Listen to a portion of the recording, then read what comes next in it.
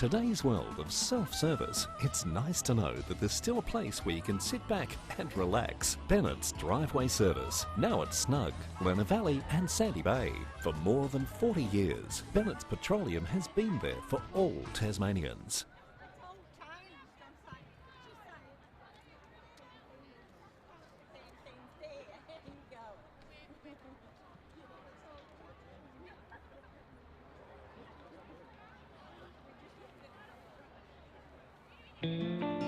Wandering, try to find the perfect time.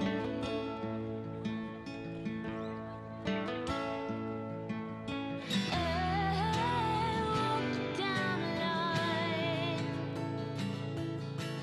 break your bread and pour you wine.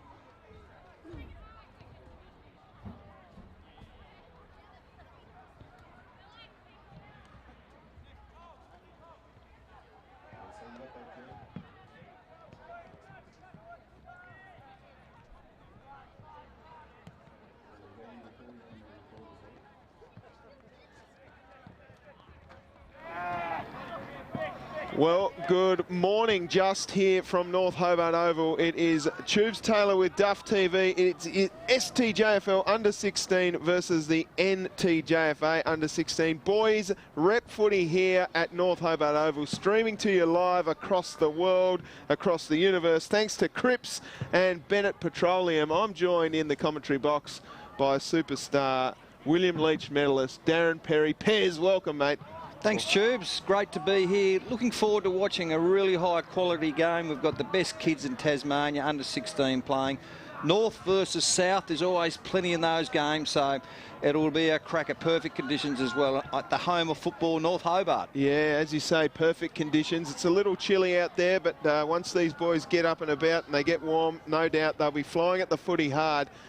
And I'm expecting, as you said, a big clash. We're just seeing the STJFL boys down there. So we'll call them South versus North, I think. What do you think about that, Pez? Well, we know the rivalry between South and North, and we'll see plenty of action out there today. The Northerners are always sort of the underdogs, having come from the North as a kid myself, knowing what that's like. And they'll be keen to show the South who are the top dogs in Tasmanian footy. Yeah, so there we go. We see the boys there running around in the yellow. The yellow, of course, is the South. As we zoom out and come across, we're just waiting for the Northerners to come out. They probably aren't used to this cold, although a few of them from down the way there in Prospect and Evandale, she gets cold up there too. It certainly does get cold up on the coast, along the northwest coast. You know, you've got that rich brown soil, and they play early in the morning. It's always nice and muddy, so the Northerners, you know, this will be like summer for them. Yeah, so here they come. The Southerners, the Northerners, led by their captain Tristan Webb, who's the number 24. He's one to watch out for. Any names sort of jump out to you today? You're a follower of junior footy in this state, Pez. Any names you've got to keep an eye on? Look, from the south, there's a really good young player by the name of Nick Smart from Sandy Bay. He's a very good tall defender. And another kid to watch is John Gourlay, number 16 from North Hobart, very strong midfielder. And from the north, I see the name of there, Alistair Bourne, which is a famous name on the northwest coast. So number 5, so I'll be interested to see how he goes. And obviously their captain Tristan Webb is a very good player as well. So there's plenty of talent out there, Tubes. Absolutely, absolutely. As we see the boys just getting ready, warmed up. It's a long trip down here south, whether you're coming from Launceston or wherever you're coming from. It's always hard to get out of the bus and stretch up and get ready. So I'm expecting the South to perhaps come out a little bit fresher than the boys from the north, but you never really know. Ben McRoss is one that I'd like to watch. I've called him a little bit in junior footy over the years. He's from Glenorchy, number 19, so keep an eye out for him as we just get ready. Of course, our Cripps scoreboard presented to you by Cripps, the master baker, and of course the replay today is brought to you by Bennett's Petroleum, independently owned all across Tasmania. Plenty of locations where you can go and get your fuel from and support a local.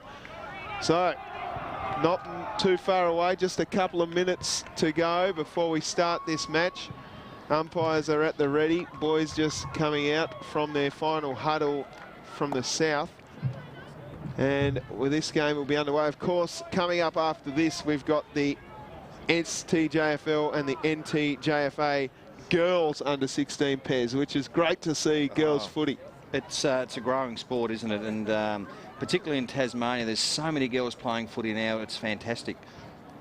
Yeah, it's wonderful to see. So the Southerners just assuming their positions.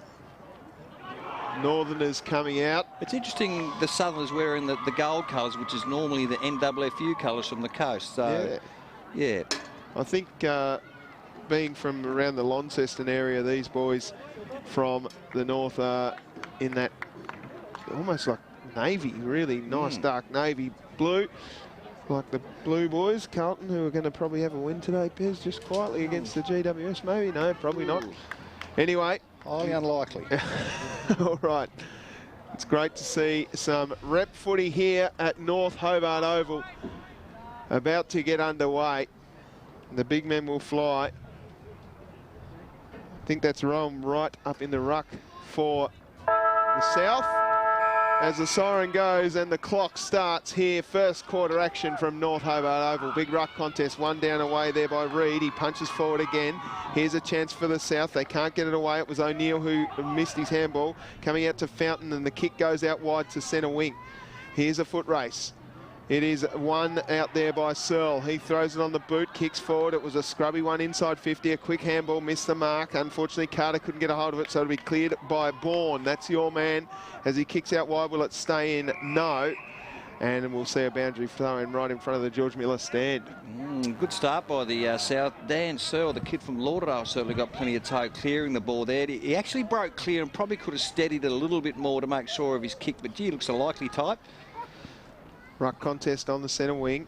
Missed the mark. It just pops up nicely and they're away here. The south kicked forward by Fountain and a big strong grab.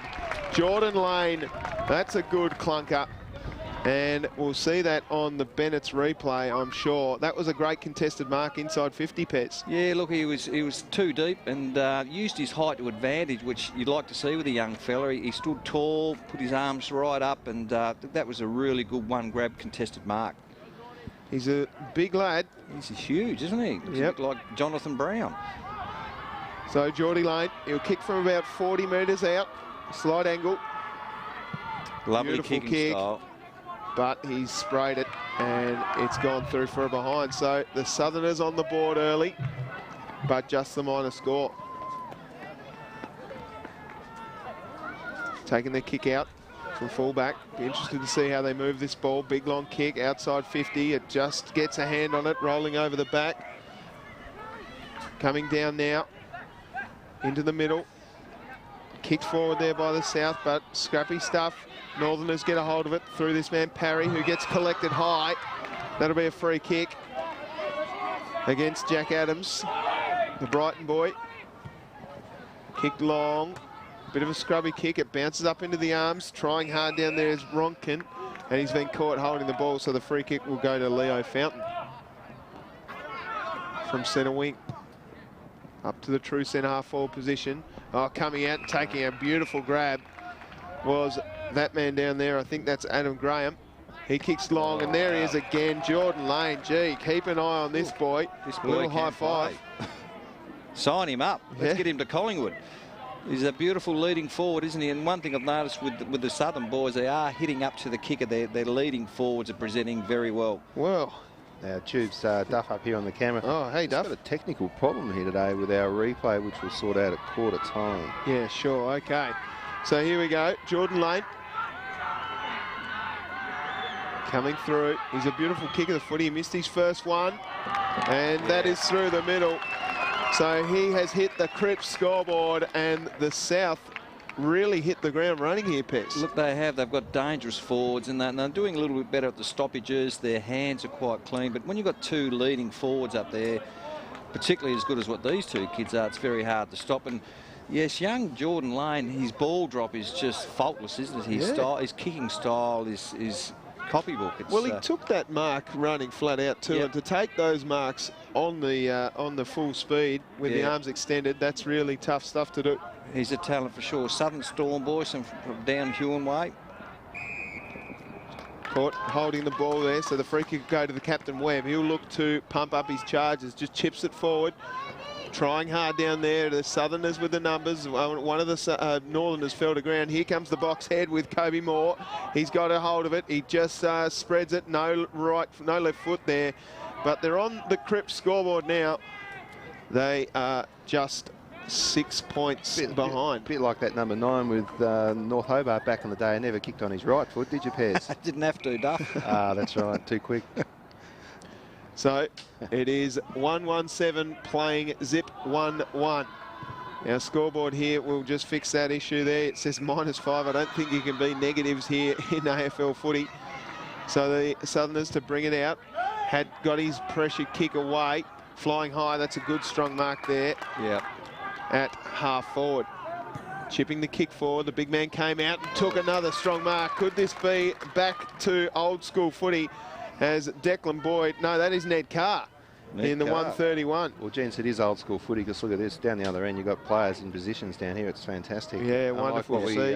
Unlike what we see on the box these days, Pez. Yeah, absolutely. It's good to see positional play. And wasn't it a great, strong lead by young Ned? Straight at the ball, and the ball didn't juggle at all. One grab, beautiful grab.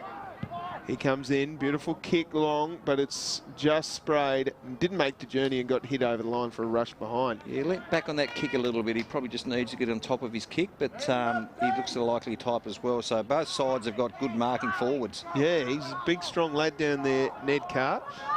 So the kick out wide now. I think he's gone over the line. No, umpire hot on that. Yeah. And they rub his head in it. He's upset about it. There's a bit of banter already between the North and South boys. Wasn't a jumper punch, was it? Joel Cartilage. Rub on the head, which is interesting. I haven't seen that for a long time. Yeah, Joel Cartilage just gone over the line there, so a ball up will ensue. Southerners though with the numbers. Oh, that's a cruel bounce as he kicks forward. The umpire's right on the hot spot, and it's rushed through for a behind, hitting the post. So another chance now for Cartilage to bring it back in.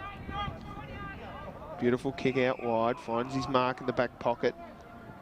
Kicking long, up to the wing position, rolling out of bounds though in front of that man, George O'Neill, so this from the Southern Storm. Well, the Northern boys have settled a little bit more now. They're getting their hands on the footy and the ball's in their forward line, so that'll give them some confidence. Just perhaps adjusting to the pace as well, Pez. Here they go again. The captain, rolling ball outside. In front of him was Webb. And we'll see another boundary throw in. So, Pez, what are your memories made of rep footy back in the day? Oh, look, it was quite tribal. It meant a lot beating the South when I was a kid, when I played for the Northwest. So, fond memories. Not that we ever did, but the South are always too good for us, unfortunately. Trying to handball up there was Webster. He goes in again and gets his footy, just shovels it out wide. It'll be picked up here by Prowse. He handballs over the top, tapping backwards. The Southerners have the numbers around the footy. So much time there, Prowse. Rolling ball out the back. It comes out to Parry, who just swings around the corner on a kick, and it's touch play on. Kept in somehow as the ball went bouncing. Numbers here again with the South. Look at those Yellows jumpers hunting that footy. Lachlan Riley gets his clearance out wide. It bounces up nicely there to Smith, who can't quite get a hold of it. It was Kerr, I beg your pardon. Isles now gets his kick forward. Numbers again with the South. But it rolls over the back. Northerners doing well here just to keep pressure on the footy. Handballed up nicely there by Potter. It comes out to the South and goes forward through Searle. Searle missed his mark and hit Isles. Opposing number 4. Kicked forward now long by Kerr. And the mark taken down there by Francis. Just while we're on the subject here, Tubes, of rep footy. Sounds like you're up and about too, Tubes. You've had an early night for us today. That's good. Yeah, what about playing for Tasmania, Pez? You did that a couple of times for the map? Yeah, look, I did. It's a great honour. You know, whenever you go out there, you want to do your state proud. And You certainly do lift. It's a bit like playing a grand final. You know, you're playing against the best players in other associations, so it certainly inspires you to do well, and you don't want to let the map down. It gives you a real buzz. And the boys yesterday, I went and had a look at them. They did, Tassie, very, very proud of the boys. Their effort was great, just not quite good enough, but couldn't question their effort. Couldn't get the chocolates though, could they? No, not quite good enough, but gee, they had a go. South moving the ball forward. Here's a chance now. There's a big fly there from the north. It was, of course, Joel Murray. Handball comes out the back nicely to Graham, who handballed and missed the mark, but went back and got it. The Southerners doing well. Clearing kick now for Boyd into the middle of the ground. Numbers here with the north. Quickly picked up there by Fleming, who just did a little dinky kick over the top, and now it's a foot race. Leading that race out there is Joel Cartledge. He gets his kick away and clears the ball. It's gone out of bounds on the full. Very good play by Cartledge. I watched him closely then. He left his man to attack the footy, which is a really good sign from a defender. He read the play coming up there and won the ball and cleared it. So, yeah, good play, Cartledge. Great defensive work. Moving the ball up now. Here's a chance for Ronkin. It rolls through his fingers. Baxter has it. Gets his kick affected. There's been a bit of that today as the boys slip over. Picked up by the captain. Here he goes, Webb. From 50, that's a good kick. That's great. Gee, that's a ripping goal. That's class, isn't it? That is absolute class and exactly what the Northerners needed. Yep. Their captain to stand up. Absolutely ripping goal there to Tristan Webb. Yeah, just so clean below his knees, wasn't it? To run at speed, to pick the ball up, then accelerate away, and a beautiful kick for goal. He's a likely type, Tristan Webb. That was inspirational. That'll get the Northerners boys fired up. Well, they are in front, Pez, by Yes. 2 points. So they'll be fired up. And as I said, maybe they just had that little time before they got off the bus and got onto the ground. They needed to just assess their options and get ready. But Yep. they've looked pretty dangerous in this last 5 minutes. Ball comes out now for Webb. He leads in the race, gets pushed in the back, no free kick, play on. Here's a chance now for the North as they kick it forward. That's a good quick kick, but it'll be the South to pick it up and clear. Oh, great smother work down there by the box in Kobe Moore. Picked up there by the boy from Brighton and kicked forward, but only as far as the captain, Webb, drives it forward inside 50, going back, keeping his eyes on the ball. That was brilliant work by the North. Oh. Declan Boyd kicks a goal. And they are running away with this here, Pez. They are. Look, their forward line are really working hard. Like young Kobe Moore, the kid with the helmet on, worked hard to keep the footy, and the class of Tristan Webb to bang it in long to those dangerous tall forwards. And whenever you kick the ball long to the forward line, there's something that will happen. And the result from the North end was a goal. So they're looking dangerous, the Northerners. They're getting their hands on the footy first, Tubes. They absolutely are. Tubes, I think it's pretty obvious who Pez is going for here today. Yeah, no bias here from Tubes Taylor, though. What about yourself? Yeah, you're a Northerner. I'm a Northerner, but I live in the South and I just love my footy. And that's what I'm barracking for today, as McRoss tries hard. Trying in there as well is the number 16, Rossi Fleming. Picked up there by Becker, who clears the ball, but only as far as this man down here. For the North, it is, of course, Bailey Freeman, the vice-captain, who's now getting involved. A little push in the back there, but a good mark taken there by Nick Smart, your boy, Pez. Yeah, he's a very good player, very strong mark, and you just got to do a little bit better with their kicking coming out of defence. The Southerners are sort of kicking too much under pressure, and they don't need to. Yeah, they'll work on that. I'm sure that at quarter time, Shane Johnson, who's a very good coach, will raise that with them. Here they go. That looks better as they kick the ball forward. Reece Prowse has it at centre wing. Has a man inboard, so he goes that way to O'Neill. Beautiful kick. Good switch. Yeah, great work. If they come again, there's a man here. He doesn't lead. So they go long in the lane direction. Lane goes high over the back. Ed. Beautifully roved. And he sprayed it. I think that was Tom Wright. Yeah, geez, he did everything right, didn't he, Tom Wright, but couldn't finish off. It wasn't. It was Lachlan Riley. So apologies there to Righty. Yeah, crumbed it well, didn't he? He did. But that big target down there of Jordan Lane's proving to be a problem down there for the North. He's dangerous. Comes over the back. Here's a chance now for O'Neill. He handballs inboard but missed the mark. Made it hard. He went back and got it though. Kick affected by the smother. Right on forward 50 for the South. Northerners with the numbers and they clear up the wing. Beautifully gathered. Great tackle down there by Hamish Baxter. So the Southerners will go forward again. All the numbers here with the It's a good North. mark, running back at the flight of the ball. Never took his eyes off the footy. Courageous mark. Yep, that's Jacob Kurt. That's Cracker's boy as he transfers the play, and they're out here, the North. Just need to hit this target here. Bounces cruelly. Oh, great work down there by the Southern defence.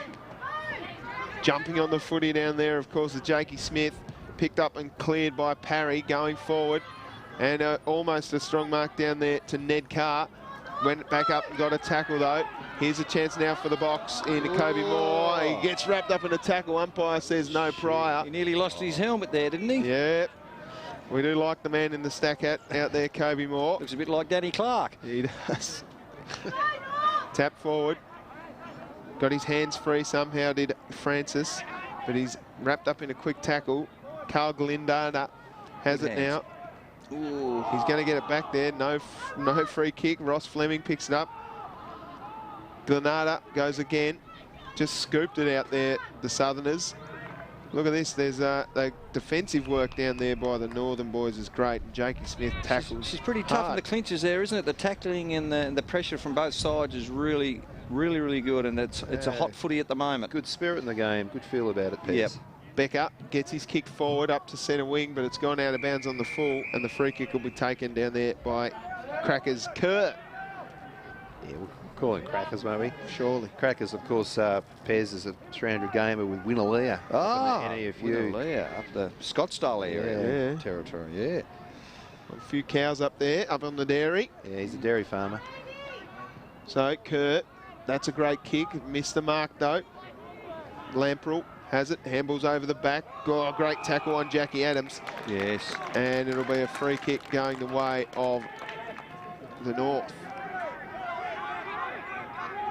I think the Southern's got to be a little bit quicker with their use of the ball. They're sort of hesitating, and the Northerners are certainly tackling them, making them pay when they do hesitate. So it's got to be a little bit quicker with their use of the ball, I think. Not a lot of talk there from the North.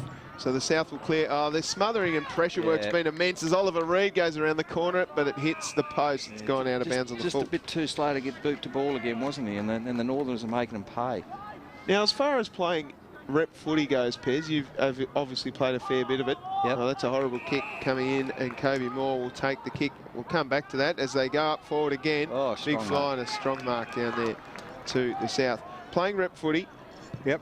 How do you play as far as knowing the players around you, instinctual stuff? Is that a bit of a battle early in the piece? It can be. Well, I guess one of the good things is the kids would know each other playing against them, so they'd have a fair idea. But the important thing is that you play your role and you don't go out there. It's not a circus where you've got all this talent, everyone does their own things. You need to play your role, and it comes down to the coaching. The coaching has to make sure that everyone is aware of their role. So, and they've both got good coaches. Darryl Griffiths from up north is a very good coach, and of course we know that Shane Johnson from down south is also a very good coach. Yep. So they'd make sure that each player knows what's expected from them. So it's just been doing your role and following instructions. Jack Adams with a kick forward. That was clever, but it's been spoiled down there, and buttering up nicely down there was Riley. He got his handball over the top. Leading the race down there for the North was Parry.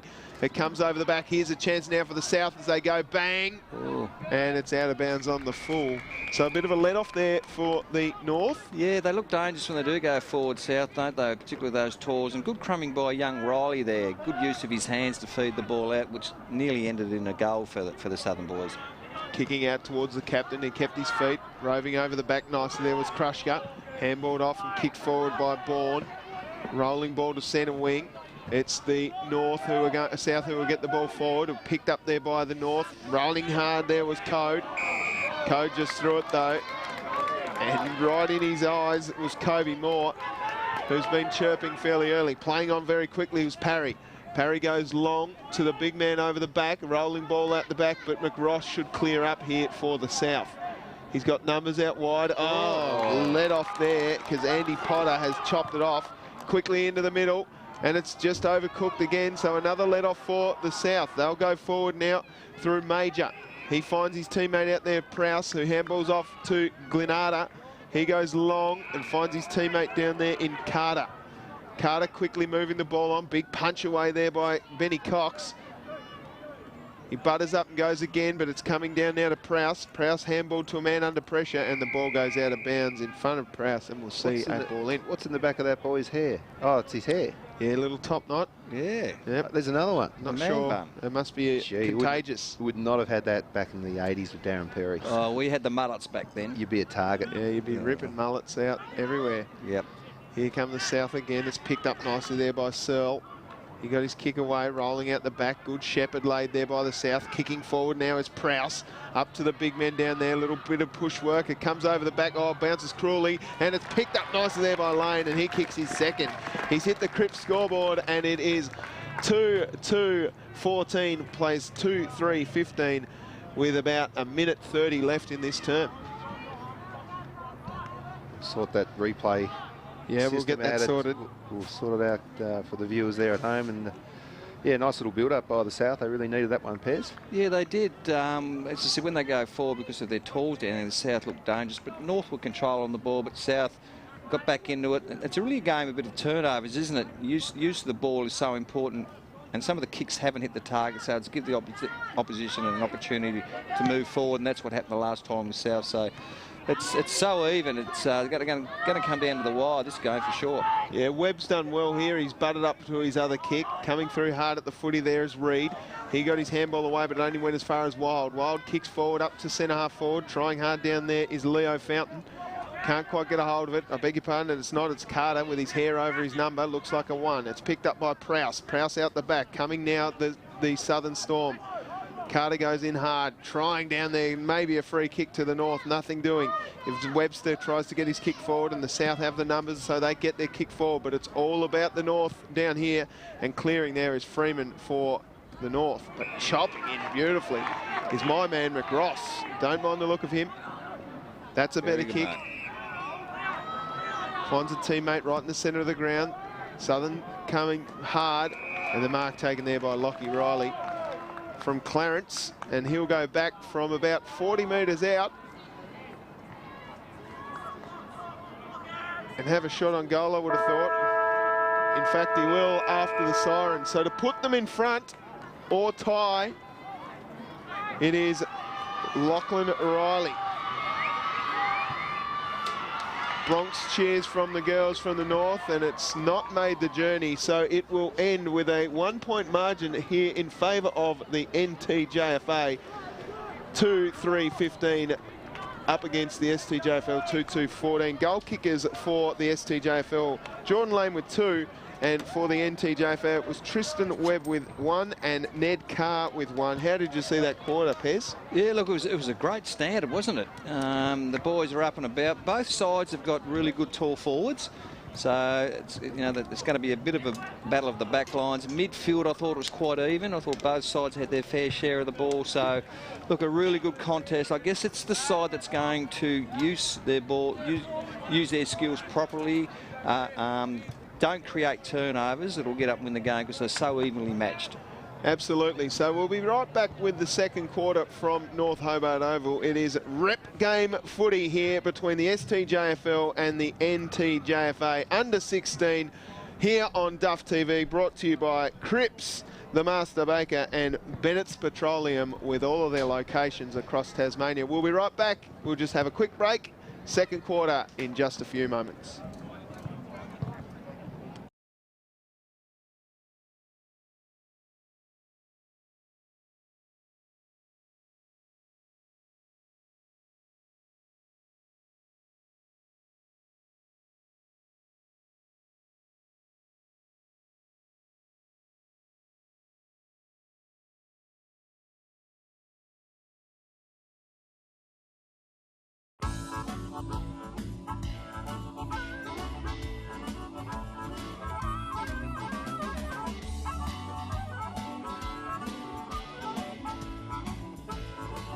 In today's world of self-service, it's nice to know that there's still a place where you can sit back and relax. Bennett's Driveway Service, now at Snug, Lerner Valley and Sandy Bay.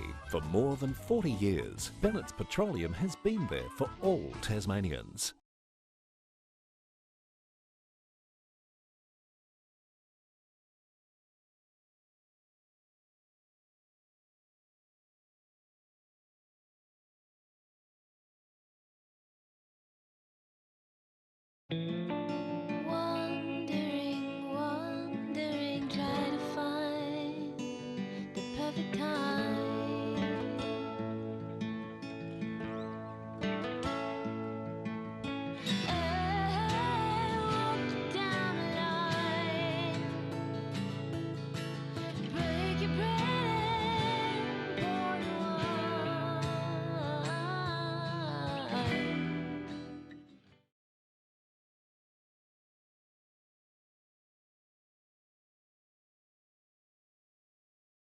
A couple of big clunking leading forward marks. I love seeing that. Yeah, both sides have got them. Could be a battle of the back lines, because midfield it's pretty even, isn't it? Yeah. I think that must be...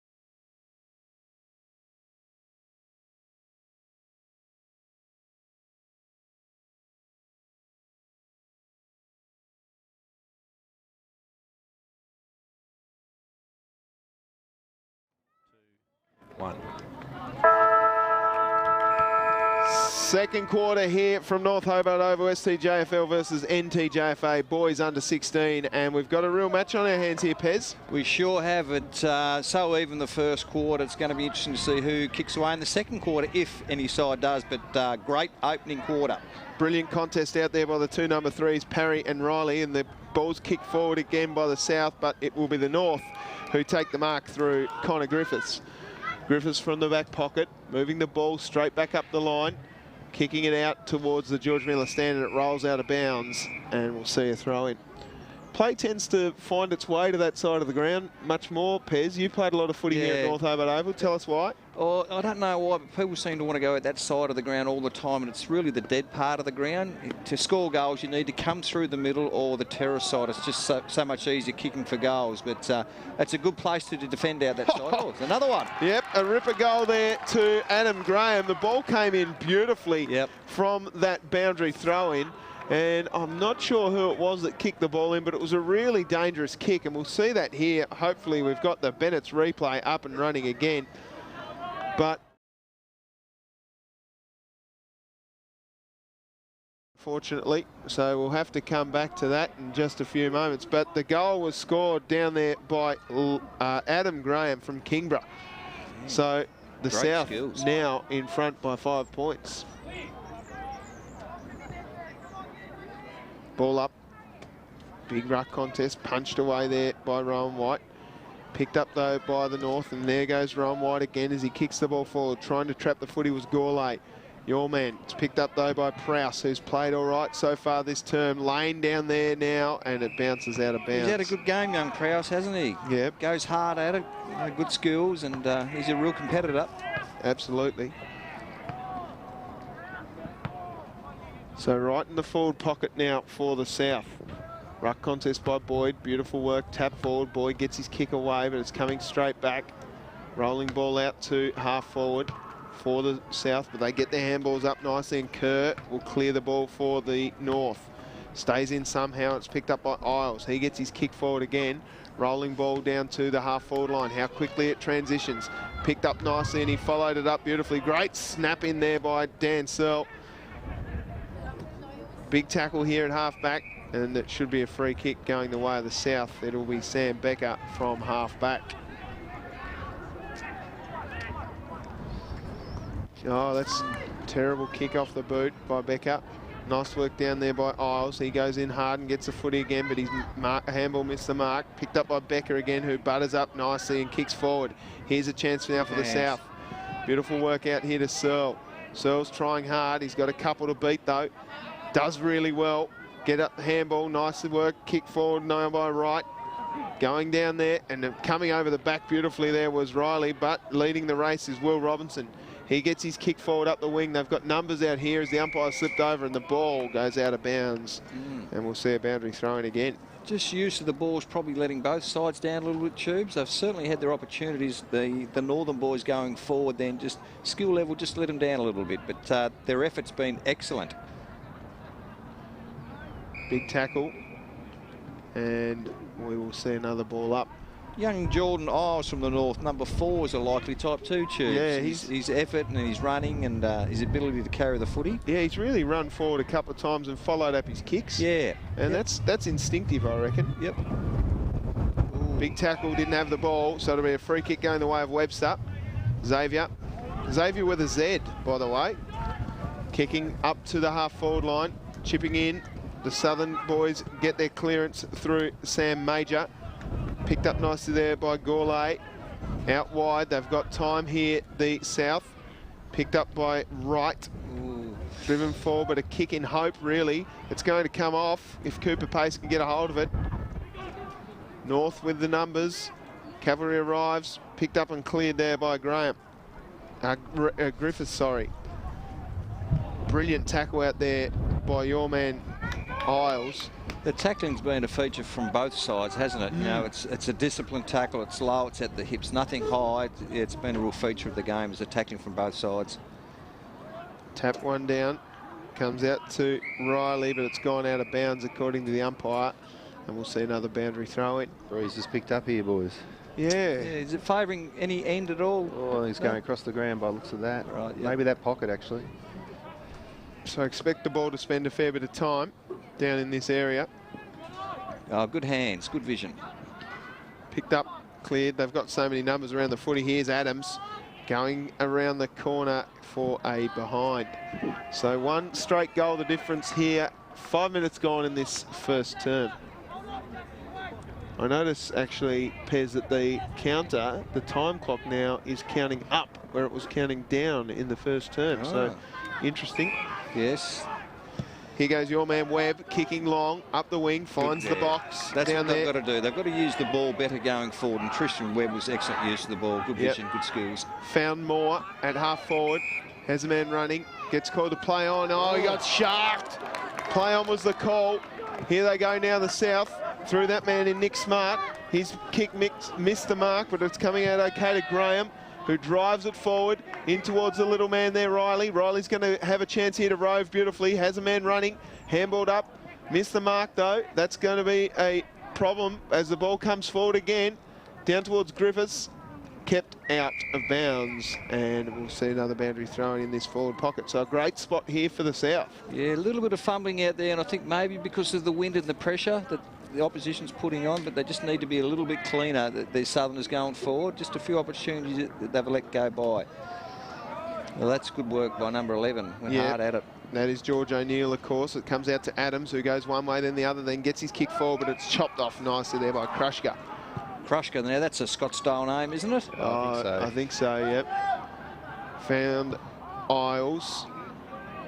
Kicked long, McRoss chipped in nicely, but it'll be roved over there by Fleming, and he gets his handball away, and it's gone out of bounds, a boundary throw-in. The Northern backline's holding up well, Tubes. Yeah, it really is. It's been under pressure in this first 7 minutes of the second term.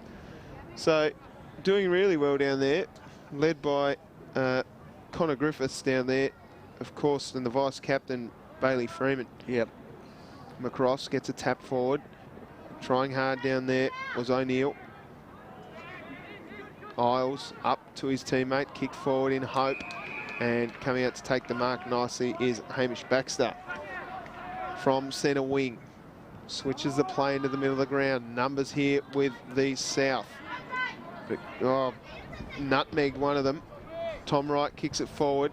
It's a bit of a foot race. Zach Griffiths, yes, he handballs off. Oh, brilliant tackle. No free kick given. Attacking the footy hard down there was Parry. And a free kick's been given now for not in possession, so it'll be Jack Adams. He's been a good player too, young Adams, isn't he? You know, he's a sort of inside midfielder, works hard, got good speed. Plays very much like his older brother, don't you think, Pez? Luke? Yes. Similar style footballer. Hard attack on the footy. Yeah, he has. Typical Brighton boy. Nice long kick to that hot spot. Numbers down there with the North. They get their handball out through Boyd, but it's coming in, back in through Riley. No, out of bounds, and we'll see a boundary throw in again. 8 minutes gone in this second term. It is the STJFL 3-3-21 leading the NTJFA 2-3-15. Nicely worked here by the South. Jack Adams is there again. He goes one way, back the other. Handball's off to our man Searle, who got wrapped up in a beautiful tackle and tackle. threw it away. Yep. So the North will have a free kick here through Parry. They're certainly working hard up there, the Southern forwards, but the pressure from the Northerners' defence has been really good and stopping everything. Great repeat entries. Yep. And the ball goes out of bounds again. They talk about that in the AFL, repeat entries into inside forward 50 really starts, the pressure starts to build on the back line, but as you say, they're holding up really well. They're holding up very well. So the Southerns would want a couple of goals to make the most of their opportunities, but the Northern boys are stopping them really well. You're starting to sound like David King there, Tubes, with your repeat entries. Don't go there, mate. No. Connor Griffiths, I don't mind Kingy, but... oh, you're kidding. No, I don't like him as a player. I hate him. Oh, anyway, right. There we go. Griffiths with a kick forward. Hard attack on the footy there from Webb. Webb's trying to lift his team. Your man again there, Pez Isles, kicks the ball forward, and a strong mark taken down there by Potter. He goes forward. First time inside 50 in some time for the North. They really need to pressure up their back line. Here's a chance as they scrap forward. Rolling ball out the back, attack on the ball. Beautiful work. They dribble a kick forward, but it'll be cleared now by Major. He gets it forward and finds Searle. Searle with time, has two out here. He can raffle it. Glenada gets his kick affected by a Robinson tackle, goes back again and gets it, but it'll be chopped off nicely down there by Krushka. He looks like a Krushka too, doesn't he? Yeah, no doubt he'd be hard at it if he's a Krushka. Kicking long, big fly, no mark taking. Glenada sees it over the line, and we'll see a boundary throw in. So that was a great mark down there to Andy Potter before using the body at half forward. Yeah, he read the play very well and used the body. You know, you don't see that much in kids at that age, but he really good use of the body. Clever handball out, finding Kerr. Kerr goes forward, but he missed the mark there of Joey Barker, and we'll see another boundary throw in right on forward 50 for the North. Both teams' kicking's just slightly off at the moment, Tubes. Maybe that's because of the pressure. Pressure, wind maybe, although the wind is sort of going across ground. So anyway, big ruck contest. Numbers here with the South. They get their kick away through, I think it was Adams. Handballed out now. Searle has it, stripped of it though. North with the numbers here. Kerr, big body, finds his teammate. Kicked forward there by Parry, but chopped off nicely by the South through Alex Wild. He's got a number out wide, and now they've got two if they beat this race. But out there, Will Robinson's doing really well, has two to beat, just puts on the afterburners and runs it up. No left foot, so he chips it on the right. And mark taken at forward 50 by the South. How important is it to be ambidextrous when it comes to AFL footy? Well, you wouldn't get a look in if you weren't, were you? Would you? It's just so important to be able to kick on both sides of the body. But that was great play, he used his pace and he got out. But once again, just that kicking, not hitting up enough. They got enough to kick to, but sort of wasting the ball a little bit by foot both sides. Kicked forward here, flying over the back there. I think that was Potter again. Here's a chance now for the captain. Webb gets his kick away, but the brilliant pressure down there by the forwards. And hit the post. That was a quick chip forward. Dangerous stuff. He looks dangerous when he gets it, doesn't he, Webb? Oh yeah, he's a class. The intensity hasn't dropped off at all, Tubes. Like the boys are still going 100 miles an hour. So interesting to see who's the fitter side at the end, because they can't keep this up all game. You wouldn't have thought. No, Francis with a kick out wide finds Glenada. How many's on the bench in this match? 5 or 6, I think. They can rotate. So Yeah, true. Yep. Kicking in to the middle. Adams. Different to your day, Pez. 2 on the bench. 2 on the bench. You'd only come off if you're injured or couldn't get a kick. Good mark taken there by Cooper Pace. He plays on quickly. Defensive work down there was good from Griffiths. Oh, good Gets play. bumped off the ball. That's a great pick-up and swinging around the corner for the kick through for a behind. So STJFL 3-4-22, NTJFA 2-3-15 on the Cripps scoreboard. Baking great bread since 1878. It's a long time ago, Tubes. Oh, mate, it's good bread too.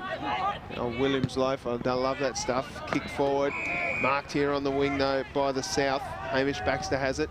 He just chips it up for Adams, who takes the mark in front of a quickly closing Webb. Had a very good game, Adams. And once chipping again, in. the kick. Yeah, Kerr. That's a pretty average kick. It's gone out of bounds. And we will see a free kick going the way of Adams as the footy's just sitting on the bench here. Beautiful tap work down there by that gentleman. Punched away by Kerr, picked up nicely and driven forward by Ronkin. Going back with the flight, there was Sam Major. He goes back and gets it. Then a quick kick forward. Now it's a running race. It's a 2-on-1 to the South, so it'll be Joel Cartledge with the time. Beautiful use on that left foot. So he's having a crack at least. It didn't work out okay, but I don't mind that. Joey Barker takes the mark. Has numbers in the middle. Kicked forward. The small man down there was Parry. Rolling ball over the bat. Glenada will clear for the South. Somehow stays in. Oh, Picked up great there by, pick-up, wasn't it? yeah, Lockie Riley did really Under well. pressure, very good use of the ball. Leo Fountain now, kicking the ball forward. He's just missed the mark. It's gone out of bounds on the full, drifted away with the wind as it really starts to pick up here. Yeah. I think whichever side can get their kicking on target might come out as the victor, because both sides are getting plenty of the footy, but just turning the ball over a little bit too much with their kicking. Oh, big contest there, and Glenada did really well to take the mark. Stood under it, didn't he? Great courage by the young fella. Centre wing. Switches the plane to the middle. They look like pretty even sides there, Pez. Yeah, they do. As I said, whoever can use the ball better, I think will win, because both sides are getting plenty of opportunities. But and obviously the pressure's quite high out there, but they just need to use the ball a little bit better with their kicking and lift their eyes and hit a target. Well, that's ended up okay, because the great spoil down there from Griffiths. That was Connor Griffiths. Handballs into the middle to Kerr. Kerr goes long. Over the One back. over the back. Here's it. If it sits for him, he'll have plenty of time. Andy Potter gets it. Handballs Oh, off. And then a great tackle down there by Josh Code. And he'll get a free kick. Both back lines on top. Yeah. It's tough being a forward, Pez. I never got a kick up forward. Jordan Isles chipping in nicely, finding the big man, Ned Carr, coming out to take the mark. Gee, I like Jordan Isles on that wing. He's been exceptional this quarter. He has, hasn't he? Yep. His hair's come undone too. He Yeah. must be running pretty hard. He's So- got speed. He uses the ball well and gets his hand on the footy first. That's the most important thing. So 15 minutes, 16 minutes gone. Ned Carr needs to kick this goal. Tough kick with the wind, but he's threaded the needle. And Ned Carr hits the Cripps scoreboard with his second goal. Yeah. And we've got a 1-point ball game here with the lead in the favour of the STJFL, Pez. Yeah, young Carr, he reminds me of Laycock, the former Essendon player who's playing now in Norfolk. He's that sort of big lumbering type, got beautiful skills, take a good mark, nice kick. I can definitely see that, mate. You've made a great comparison there. So ball back in the middle. Of course, we're streaming across the world here thanks to Cripps, the Master Baker, and Bennett's Petroleum, with all their independently owned petrol stations all across Tassie. Get your Z card. Yeah, get your Z card, get yourself a discount if you shop at K&D. 15 cents a litre, Duff, off if you spend $30 at K&D. $30 or 70? 70 bucks probably, but 15 cents a litre. Gee, spend 70 bucks at K&D in a heartbeat, couldn't you? Yeah. Oh, good mark. Yeah, strong mark down there to Lachlan Riley, who got called to play on. Great defensive work from Kerr, who arrived. Kick forward again. Here's a chance now for Lane. He's got 2 to beat. Rove beautifully down there by Adam Griffith. Adam Graham, sorry, and it's gone through for a behind. And then Griffith, Yeah. he's a cricketer, isn't he? Yes, he is. Yeah. Young Jordan Lane's gone out of the game a little bit. Probably hasn't had as many opportunities this quarter, but the Northern backline are cutting the ball off well, aren't they? Yeah, they're going a 2-on-1 down there too. Yeah. So, and these come over the line. I don't know about that. Gee whiz, they're hard on that, aren't they? We'll get the replay going in the second half. We and- will get the replay going. Gee, we miss it already. Yeah, don't we do. Chiefs? Unfortunately for Declan Boyd, the umpire in the best position. Yeah. So Declan Boyd is The upset. umpires love that one, don't they? Oh, they yeah, do. yeah. Especially umpire Hollywood when he's out there, Tubes. Yeah. Jackie Adams has a hold of the ball. Tackled no one there, keeping the ball in. Jack Adams lands in the back of his opponent there. No free kick. The umpire will ball it up. Gee, I'm looking forward to a sav at half-time there, Duff. Oh, me too. I haven't had one all weekend. Didn't go to the footy yesterday. Didn't you? Oh, No, wow, day that's at home. unique for you. Oh, Here they are. Griff. Don't know why I'm calling him Griffiths. It's Graham. you like your sav, do you, Pez? Or you Nah, just mate. too much of an athlete. You're still Well, playing in the Super Pools, aren't you? No, I haven't been playing this year, but I don't go to the gym at 6 o'clock in the morning to eat salve, so I'll give it a miss. I think that's my problem. I do go to the gym at 6 o'clock in the morning and go the other way. So Gee, that was brilliant work there by Griffith as he goes long up the wing. Here's a chance now for his teammate in Porter. Does really well. Oh, got buffed off the ball though, went in back again. McRoss is at the bottom of the pack where he likes it. Nice work in there by Joey Barker, and we'll see a ball up at half forward for the North. And Pez, which gym do you go to? Come on. Oh, there's only one gym, isn't there? All aerobics. All aerobics down there in Elizabeth Street in Yeah. the CBD, ladies and gentlemen. Best gym in Right. southern Tasmania. Cash for comment here, ladies and gentlemen. Of course, our sponsors, Cripps, the Master Baker, and Bennett's Petroleum as the ball rolls forward, but it's all south here. Picked up nicely there by John Gourlay. He gets it out wide. Beautiful Nice, kick. strong That's mark what they've got to do Riley. more of. Hit their target. It was a lovely kick by young Gourlay. Hit his target, and now they're away. They are with Prowse. Prowse looking up, hasn't really got anyone leading at him. So he decides he's going to go long in the lane direction. It's not going to get there though. Big punch away by Kerr, who's playing that big centre half back role. Adams with poise, has time, gets his kick forward. Just a rolling grubber. Missed the mark with a handball. Backing Pick up up. there beautifully.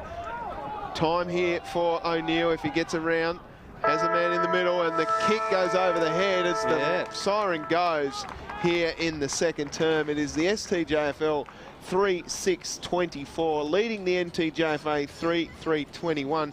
Goal kickers for the South, it's Jordan Lane with 2, Adam Graham with 1, and for the NTJFA, it's Big Ned Carr down there with 2, and Tristan Webb, the captain for the North, with 1 as well.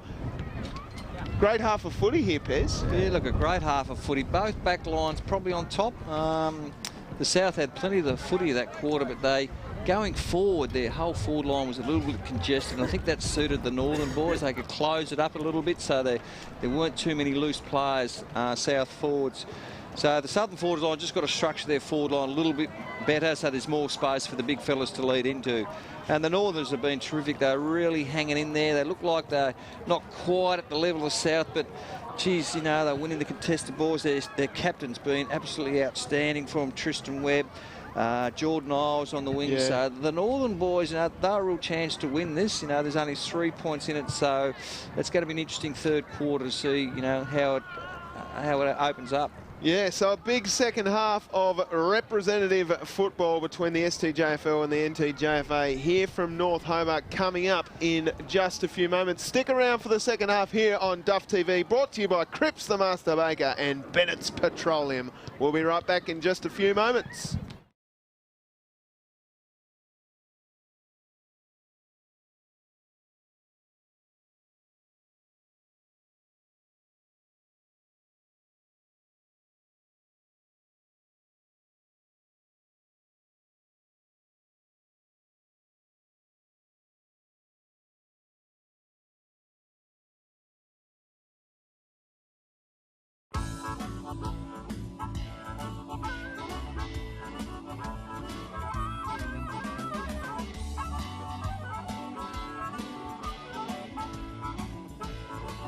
In today's world of self-service, it's nice to know that there's still a place where you can sit back and relax. Bennett's Driveway Service, now at Snug, Lena Valley and Sandy Bay. For more than 40 years, Bennett's Petroleum has been there for all Tasmanians.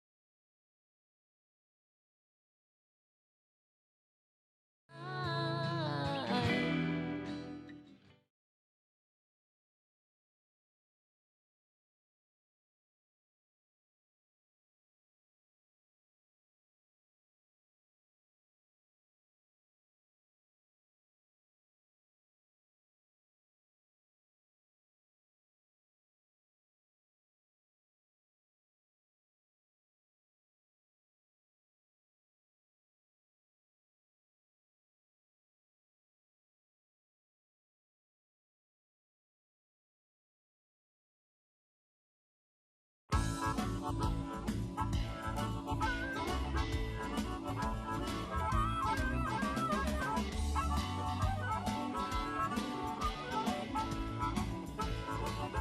today's world of self-service, it's nice to know that there's still a place where you can sit back and relax. Bennett's Driveway Service, now at Snug, Lerner Valley and Sandy Bay. For more than 40 years, Bennett's Petroleum has been there for all Tasmanians.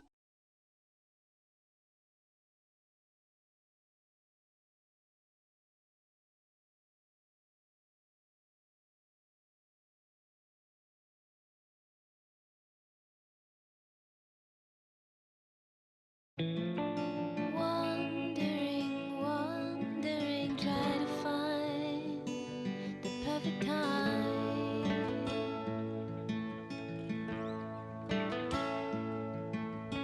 I walked down the line, break your bread and pour the wine.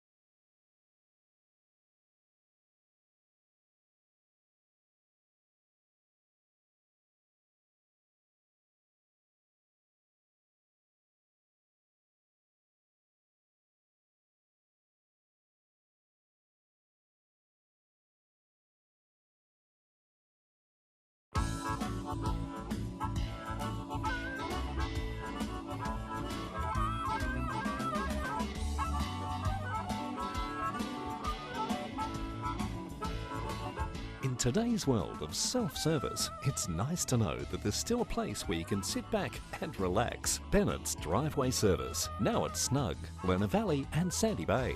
For more than 40 years,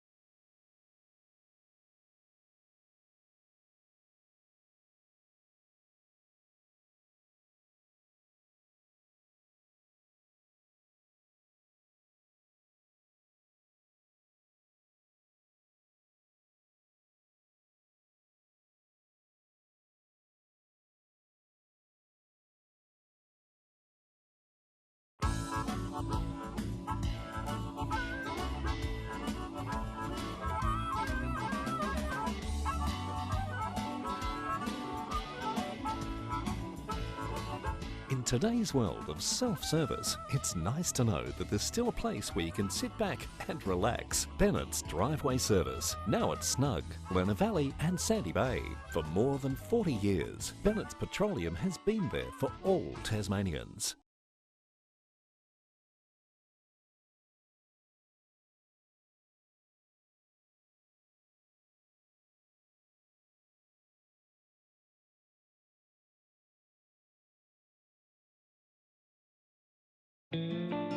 Wandering, wandering, try to find the perfect kind.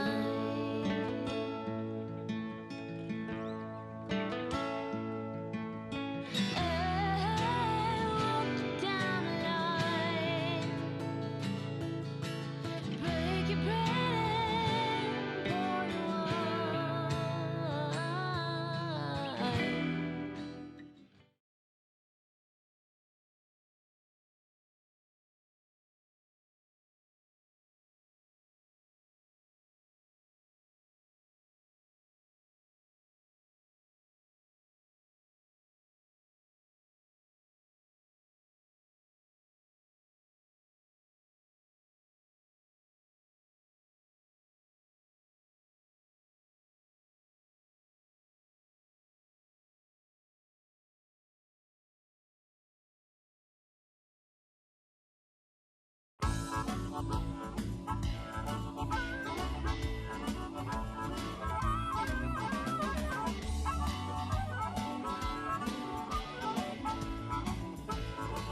In today's world of self-service, it's nice to know that there's still a place where you can sit back and relax. Bennett's Driveway Service, now at Snug, Lerner Valley and Sandy Bay. For more than 40 years, Bennett's Petroleum has been there.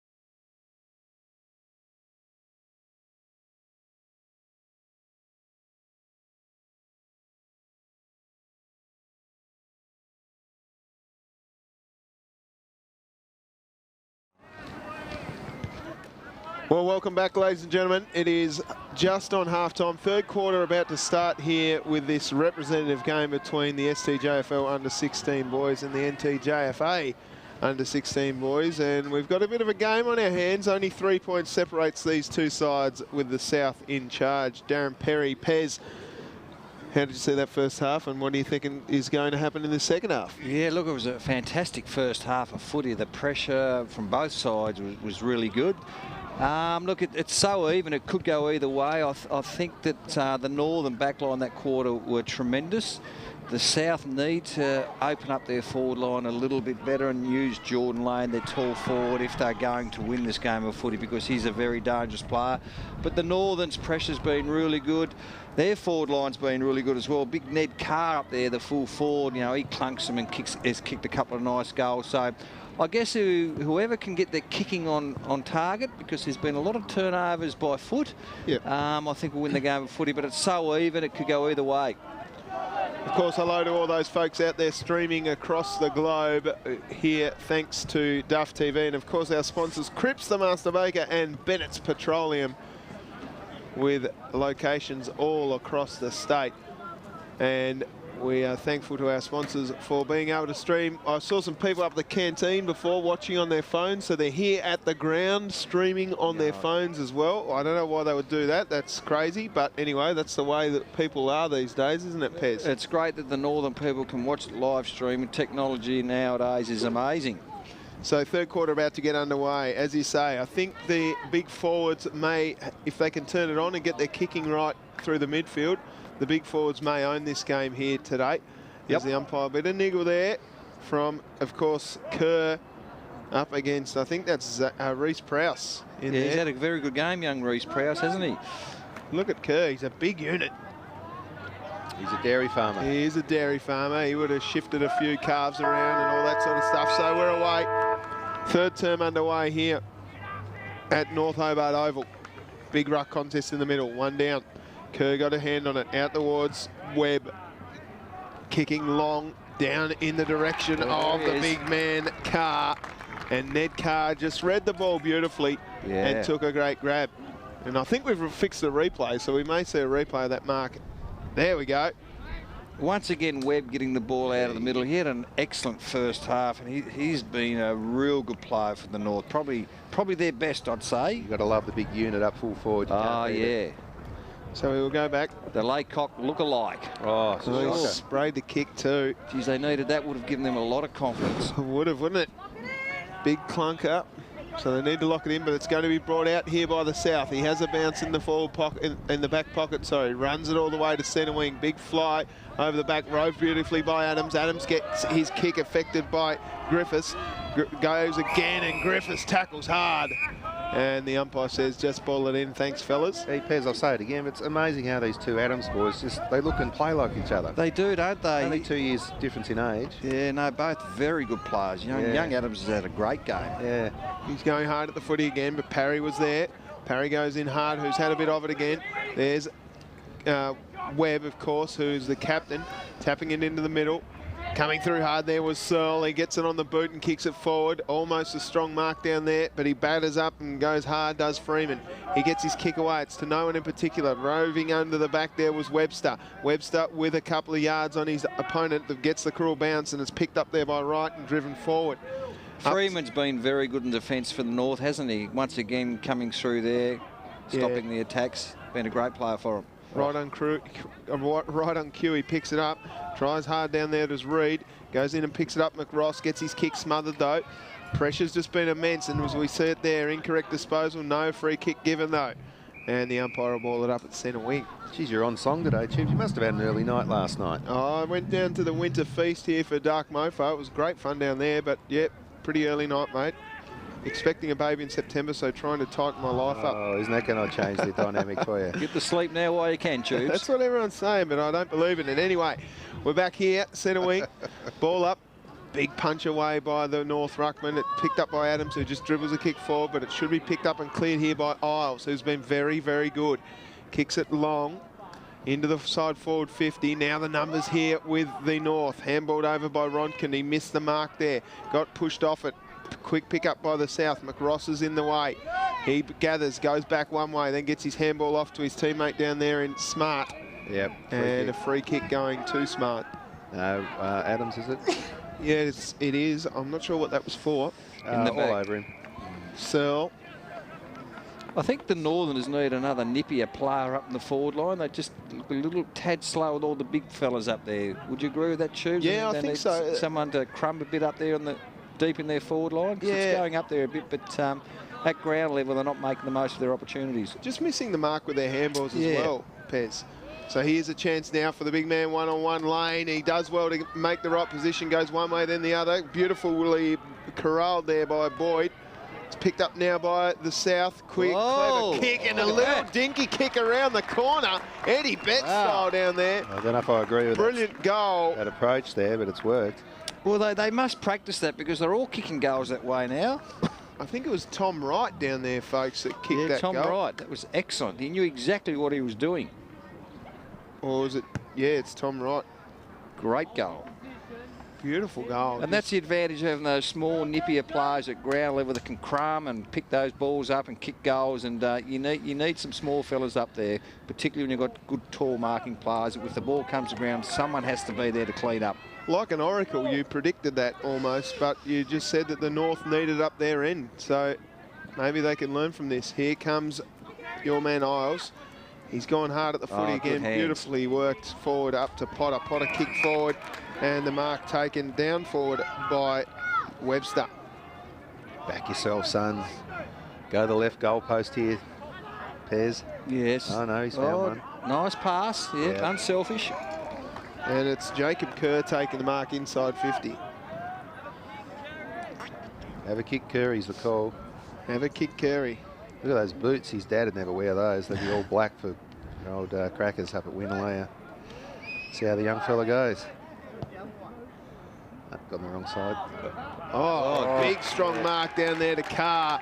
And that's what a big fella can do to you, Pez. Yeah, got a play in front, and that was, you know, that was a very good mark. He uses his body very well, this young fella, doesn't he? He gets in the right spots, and he doesn't drop many. So this should be a goal. And it is, and it's his third on that Cripps scoreboard here for Duff TV. And young Cobe Moore certainly letting the Southern boys know all about it. He's a feisty young fella, isn't he? Yeah, Kobe Moore. Yeah, he's got the stack hat on, so if someone does biff him around the ears, he's got a little bit of protection down there. And I think that they need him closer to goal to crumb those Cobe Moore, because he's a lively type. So back in the middle.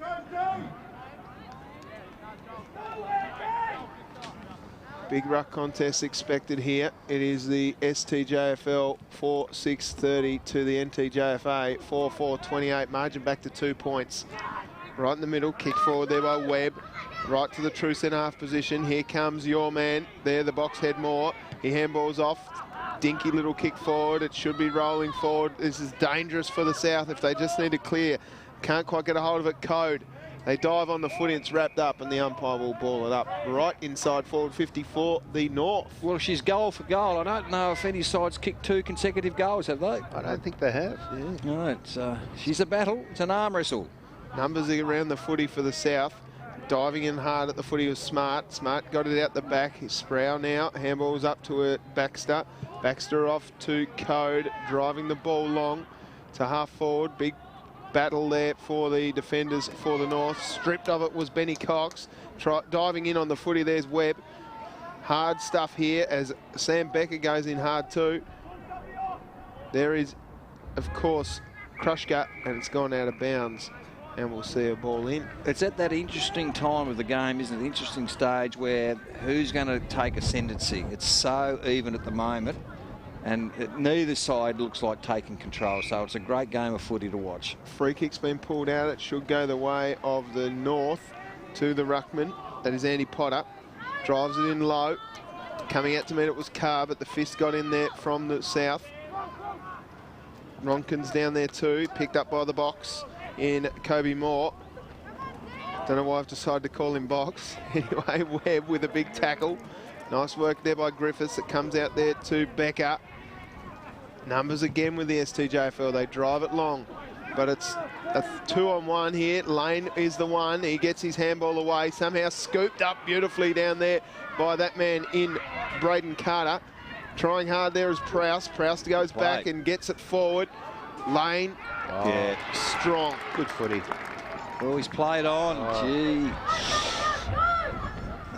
Luckily it's come off. Yeah, well, somehow Cooper Pace from Clarence kicks a goal.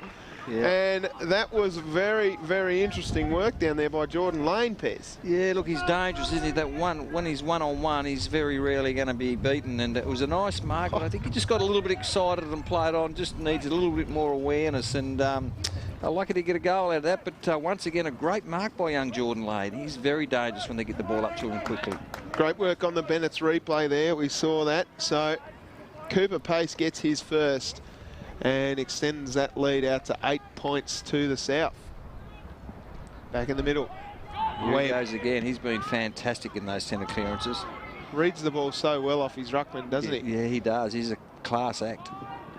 And we'll see the ball out of bounds as Joshy Code just almost gets pushed over the fence into Ryde Street.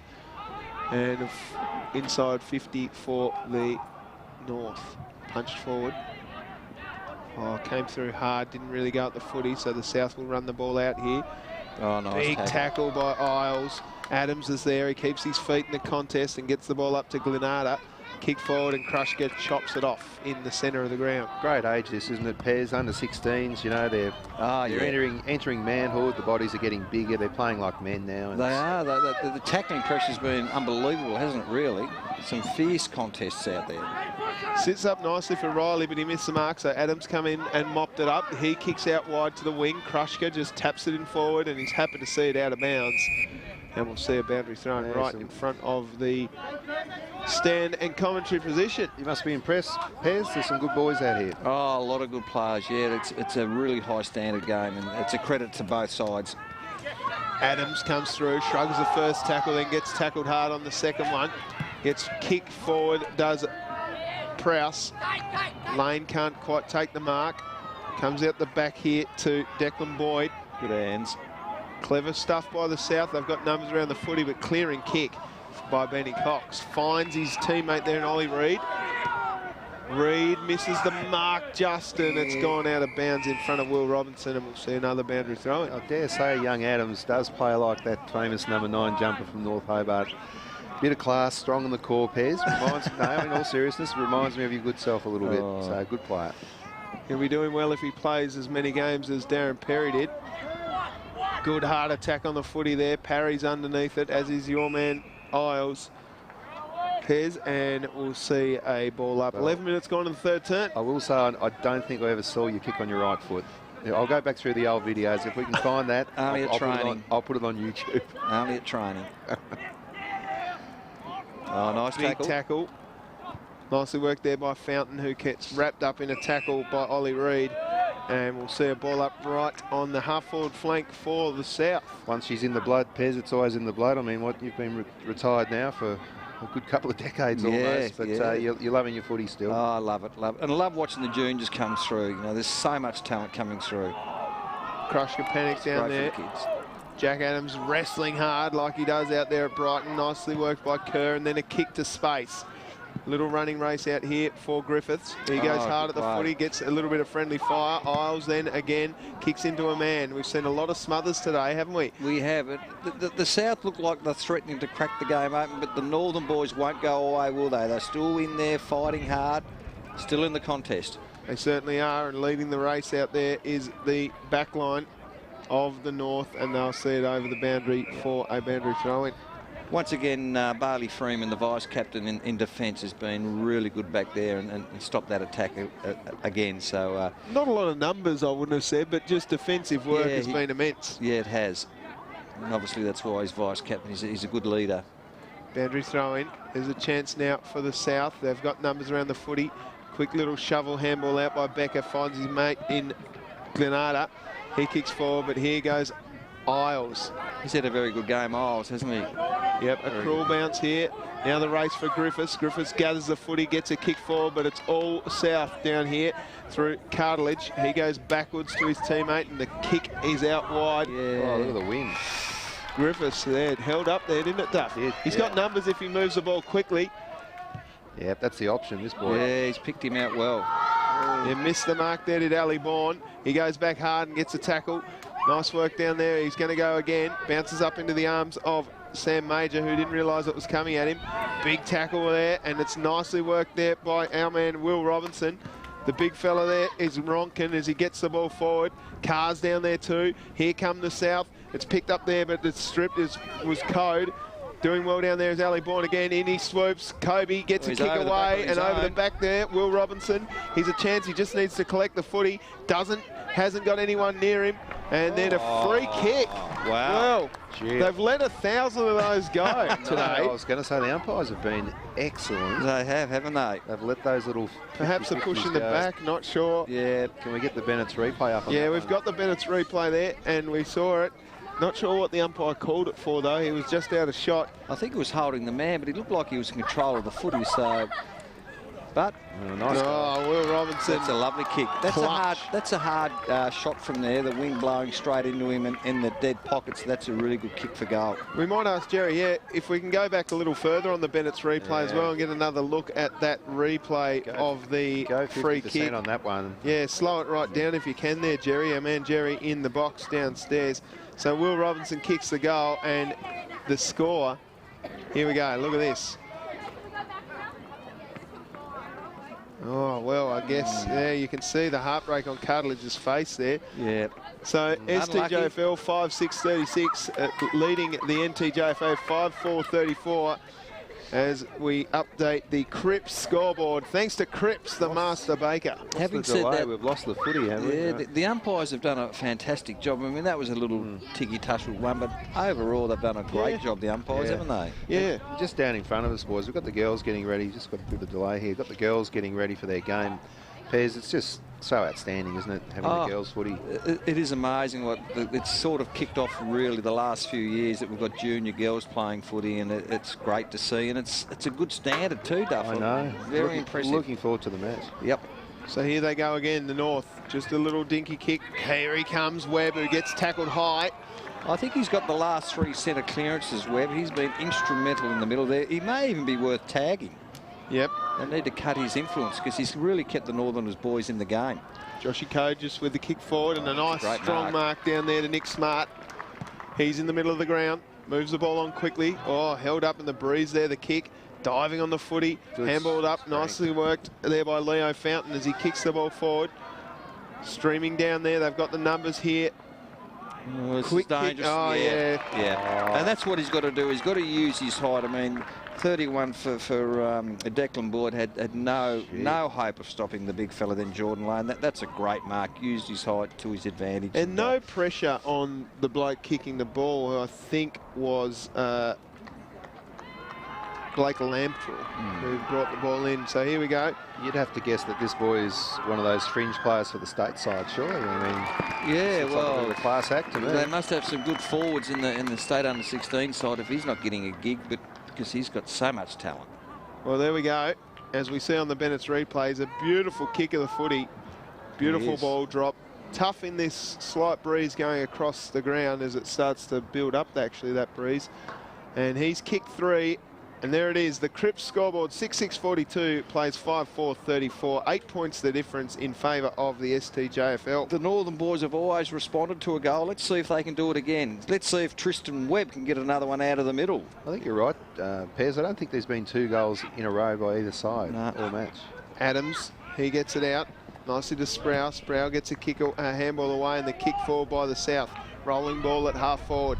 Here's a chance now for Fleming. If he can get a hold of it for the North, he should clear. Gets tackled without it. That's a good breeze coming across now as the wind starts to build through the microphones here at Duff TV. Quick kick forward there by Leo Fountain. Let's go. Oh, gee, didn't it take a nice little off break there, Pez? It certainly did. He was a bit unlucky then, and I think that's probably the first time that the South have got the ball out of the middle. What happens? You get a shot on goal. So that's the key at the moment. They've got to get the ball out of the middle. So here they go. The North. Is that Wins holding that ball up? Coming through to Good meet the mark. footy. Yeah, he's played really well down there, Declan Boyd, hasn't he? He has, yes. He's Got a big job. got a huge job. Handballs off to Krushka. Krushka gets corralled. So back to Declan Boyd, who goes long up the wing. Tristan Webb's down there, gets a hand on the footy and just tapped it through to the advantage. Nicely picked up there by the North. It is, of course, Jakey Smith. Kicked forward nicely there by Blake Lamprell. Adams is down there. Watch him tackle hard. Beautiful gang tackle by Adams and Tommy Wright. Tackling's certainly been a whole lot of the game, both sides.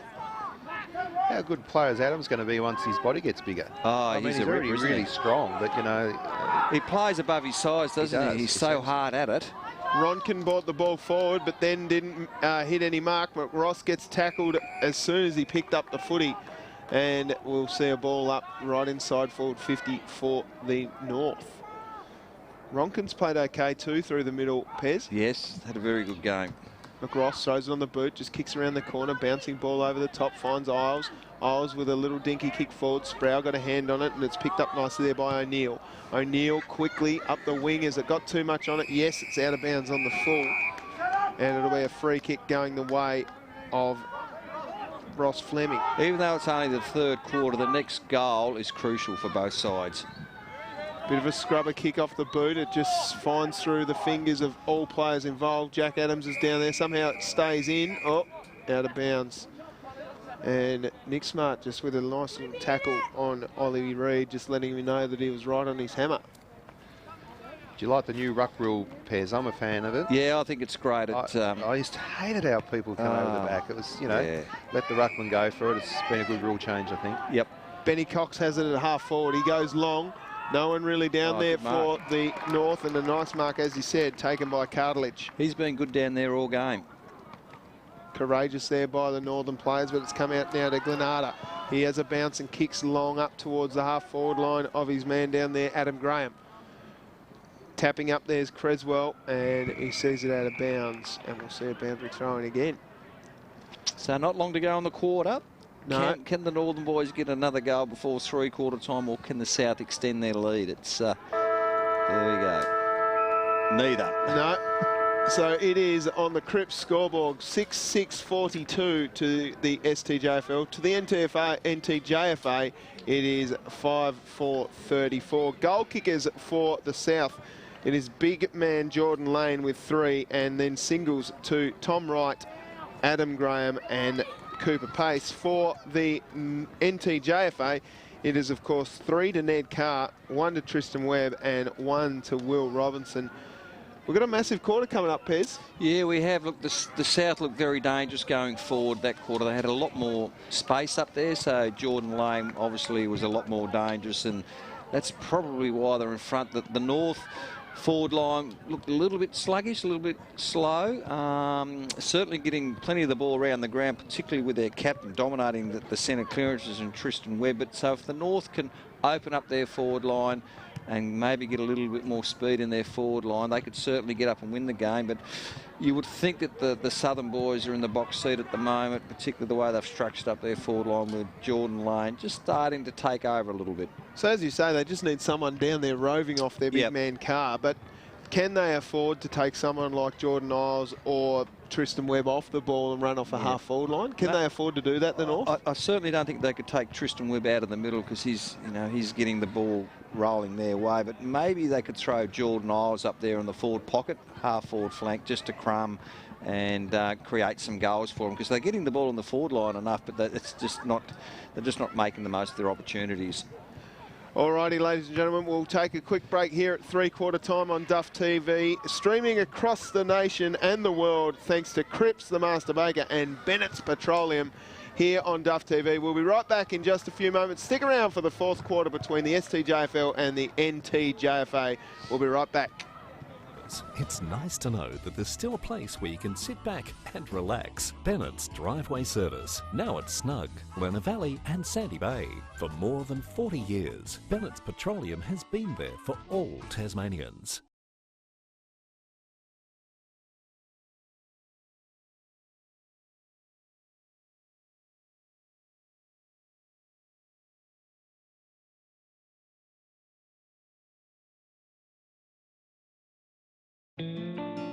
Wandering, try to find the perfect time.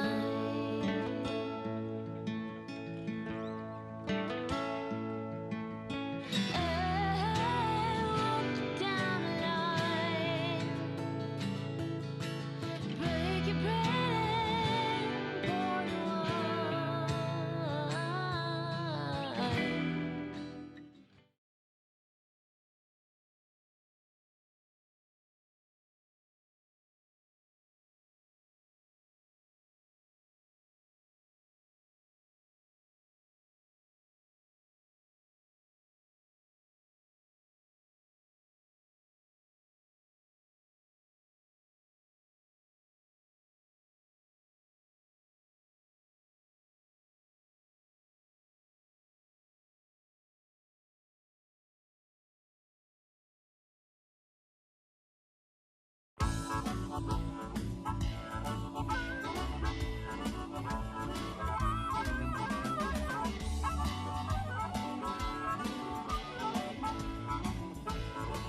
In today's world of self-service, it's nice to know that there's still a place where you can sit back and relax. Bennett's Driveway Service, now at Snug, Lerner Valley and Sandy Bay. For more than 40 years, Bennett's Petroleum has been there for all Tasmanians.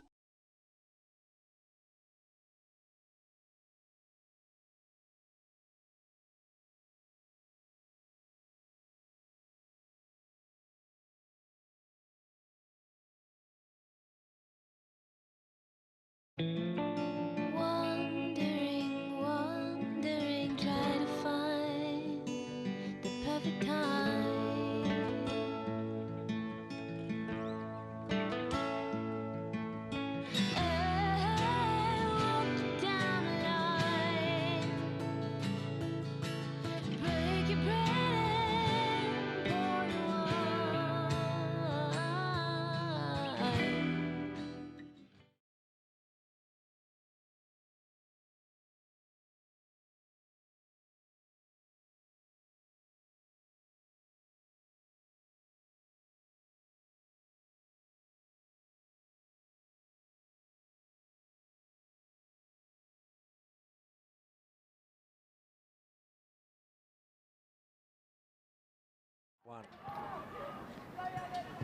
All right, ladies and gentlemen, welcome back for the fourth quarter between the STJFL and the NTJFA. Rep footy down here in Hobart at North Hobart Oval, the spiritual home of football here.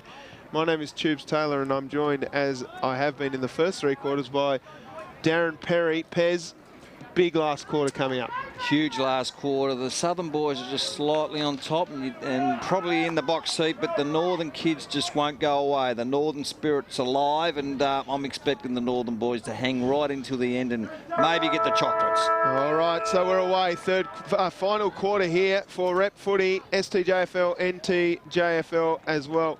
And the handball over the top, and there's Big Kerr. He's been switched in the middle, kicked forward nicely there by Isles. Rolling ball into that half-forward line. Coming out to meet the footy nicely there was Francis. Adams said, I didn't have it, and then he dove on the footy, and the umpire will ball it up. Had a great game, Adams. Oh, he's been brilliant. He's probably been their best midfielder, the Southern boys, I'd say. Very good under pressure. Got a lot of poise. He has, hasn't he? He doesn't deviate from the line of the footy. A lot of courage and toughness. Here comes Riley. He gets his hands on the footy and then handballs out nice to his running Granada. He kicks forward, but to no one in particular.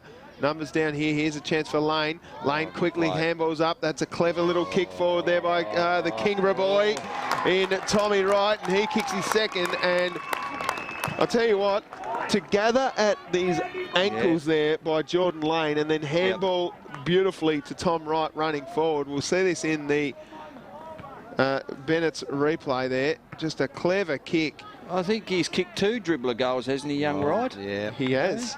Must have been practicing those all week. I was nearly going to call it, what's he doing, but he knows what he's doing. He's I'll done stay that on twice. the camera up here, I think. Yeah, great play by Jordan Lane. Yeah, below his knees. He's had a cracking game. Ball up. Punch forward. They really need to answer quickly here as Kerr gets his handball out. Nicely there by Barker, who goes back to the captain in Tristan Webb. Throws on the boot, has a man out here in Isles. Isles has time to look up, has a big man down there, and who flies beautifully. Great mark. A brilliant grab down there to Andy Potter.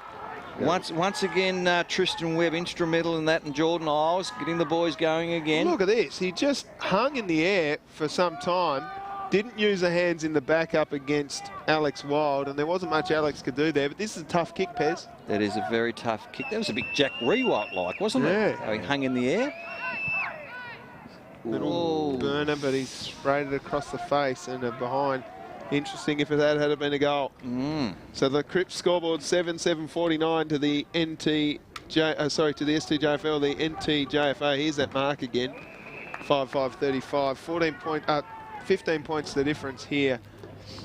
Which is probably, it's a fair gap considering the way the game's gone, so the Northerners will need to kick a goal fairly quickly.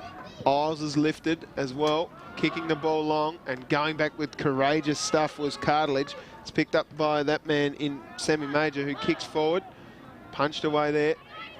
Isles has it, handballs off to his teammate there in Freeman, who sent a worm burner down, couldn't quite take the mark, holding the ball, nothing paid. Kicked forward, it was just a dribbler. Bouncing ball over the back, out to get it was Carr. Coming forward, kicked nicely there by Bourne, who just had some numbers on the outside if he could have lowered his eyes. Needed to dart the handball out, but it's easy from here. I don't think you could see that player free. Bit of a press conference over in the background there. Yeah. The girls' footy, I'm guessing. So. Yep, great stuff. So, Adams gets his kick out. Only man down there, though, is from the north. They've got to make something of this. They need to go quickly, the Northern boys. Very crowded forward line. Little worm burner. Missed the mark, though. Picked up off to Webb. Here he goes again. Adams getting his kick forward. Adams goes hard again. Bouncing ball here for Cooper Pace.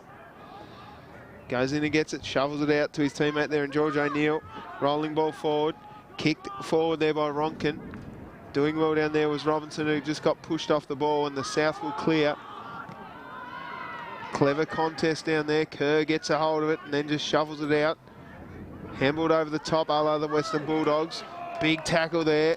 And the umpire will say, give it to me. I'll ball it up right on forward 50 for the North. I've been impressed with these umpires. They've done a great job. They've just been awesome. Yep. Still a lot of pressure out there, Tubes. Neither side's taken the foot off the pedal as yet. No, a lot of numbers around the footy for the South, but behind the ball here, it is all North. Kerr gets a hand on the footy, handballed out backwards, nicely worked up by Code. Oh. Missed the mark. Carr comes in and tackles hard. Clever stuff. Who's in there now for the North? It's Parry. Scooped out the back and clearing now was O'Neill. Smother though, Kerr. Clever. But unfortunately finds his opponent in Hamish Baxter. The South back line's holding up well in that last 5 minutes, weren't they? There's a lot of pressure, but they held up very well. They did. Pace gets his kick forward. Big fly there. Here he comes, the dangerous man in Tommy Wright. Rolling ball over the back. It's cleverly picked up there by that man and handballed off to Searle. Searle gets wrapped up in a tackle and that's holding the ball. We'll see that again in the Bennett's replay. Searle just tried around one, tried around two, and unfortunately got wrapped up in a tackle and it was a free kick. Here at centre wing, picked up by the North, just a spooner, a little 9-iron chip up high. Isles gets it. Nicely worked down there to Jakey Smith, who kicks forward, and here's a chance now for the North. Oh, he's played on quickly, and he's missed it. Dear. Well, Took a great mark. Andy Potter Didn't need to play on. just needs to slow down there. Had a little bit of a brain fade. Did everything right, didn't he? Except probably just needed to hold it up. Yep. Umpire works beautifully down there. So, Rowan Wright from the back pocket. Chipping across goal. Dangerous kick, but flying high down there. Nice mark taken there by Sammy Major. Yeah, that's a nice mark, wasn't it? He took a punt to transfer the footy, and it came off pretty well. Oh, Webb chopped in there, but Baxter took it with strong hands. He kicks forward now. Coming out to meet the footy. Beautifully worked down there by, of course, Declan Boyd. But now the numbers with the South. If this ball stays in, there's trouble, but it won't. It will roll out of bounds in front of the Doug Place to stand, and we will see a ball in. So the game's slowly fading away for the North. Yeah, they need to go quickly, don't they? And you'd think the Southern boys would be pretty confident now. They look like they've got the game in control, but the Northerns are still fighting away hard, so they just need a little bit of luck going forward, and the game isn't over as yet. Well, numbers here everywhere for the South. As it's picked up nicely there, smothered though, unfortunately, and the North just need to clear the footy. They do so, but to no one in particular. The only man out there is Carl Glenada. He's got time here as the ball comes in nicely. Big punch away there by Ollie Reid. And we'll see another boundary throw in. 7.5 minutes gone on the Crips scoreboard. It is a 13 points difference in favour of the South. Young Glenada's had a good game. The kid from Lauderdale, he's been quite lively on the wing and through the middle of the ground. Yeah, he's done really well, as has this man, Prowse. Handball's off to Searle. Kicking long. Big fly from the back. Beautifully snaked there by Lane, who handballs off to Leo Fountain, who kicks and kicks a goal. Leo Fountain with his first on the Crips scoreboard. And it was great work, as it's a bit of furiosity here for the North and the South. Little push and shove. Yep. Beautiful goal there, just clever and instinctive down there, Pez. Yeah, that was a nice snap, wasn't it? Once again, Jordan Lane, good use of the footy. He's been a telling influence on the game, Lane, the big forward for the South. But now the pressure's on the Northern boys. Now let's just hope they can fight it out and don't drop their heads, and I'm sure that they won't. It's been a great effort, so let's hope the game continues as it has been. And as you said on the Bennett's replay there, we just saw Jordan Lane with strength in that contest. Yep. He's a big body and he's a scary-looking unit. Anyway, here we go. Isles now with a chance. He chips over the top, running out towards the wing here. It's picked up nicely there by Robinson. No left foot, so he just bends one back with the check side. And it's kept in there by Cartilage as he goes forward. Finds Searle, who's been busy. Yeah, he's had a good game. He's been good across that middle of the ground, playing it as a winger.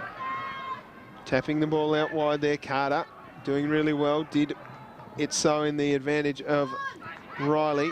Running back, of course, there is Prowse, who's been good too. Yep. Scooped up, trying hard there is Freeman, who, as we've said before, not a lot of stats, but doing a really great job down there on that half back line. Coming out now to Tom Wright. He's dangerous. He handballs to the advantage beautifully. Tapped down to a man who wasn't expecting the footy. In there was Benny Cox. And the umpire's called holding the ball. Oh. Well, Wow. you might see that on the Bennett's replay. He's shocked there, Benny Cox. Yep. Tackling once again, you know, fantastic from both sides. Kicked forward, long. Here's a chance now for Jack Adams. The ball bounced up into Webb's hands. Webb's just rode the bump of his teammate there and plays on, gets a nice little shepherd, kicks it dangerously into the middle of the ground. A strong grab down there by Jakey Smith. Plays on quickly, goes around his opponent. Long kick down forward. Going back with the flight. He should have been going harder there, I would have thought, Xavier Webster. But the kick comes forward again. Here comes Jakey Smith. He's going to lead the race. Uses his big man legs and pace up the wing. Likely type, Pez. Yeah, he's had a good game, hasn't he? He's a good size, got good skills, catches it well. Cartilage with a kick up the wing. If it stays in, it'll work okay here for the South. Has a man in Nice board. hands. Tackling hard there, Kurt. Wow. Oh, Wow. That's Let's like, see that on the Bennett's replay. that's just like his old man right there. Straight at the footy. We'll get that up on the Bennett's replay if we can, as a free kick's been pulled out to the South. Let's go back to that tackle, Jerry. He looked like a quarterback from it was one of the gridiron sides in America. He came charging straight at him, didn't he? Yeah, he speared him. I don't know where Jerry's gone, but anyway, the kick forward by Graham. Picked up there nicely by Carter, and it's a one-on-one here. Beautiful work down there. He's battled hard, but it comes out and rode beautifully by Tom Wright, who kicks his third. Yeah. He's done that well, hasn't he, Wright? You know, 3 times he's crumbed and kicked goals. He's been electric in this last half. Yep. Have a look at this as a free kicks. There's a bit of a battle here in the middle of the ground. Yeah, beautifully roved. Yeah, he's done really well. A bit of frustration starting to come into the game. Let's just hope that settles down. We want the boys playing footy. I think we might have seen a report here, folks. He's got the book out. Yep. I think he's saying just come off and have a rest, mate. Yeah, yep. Just settle down.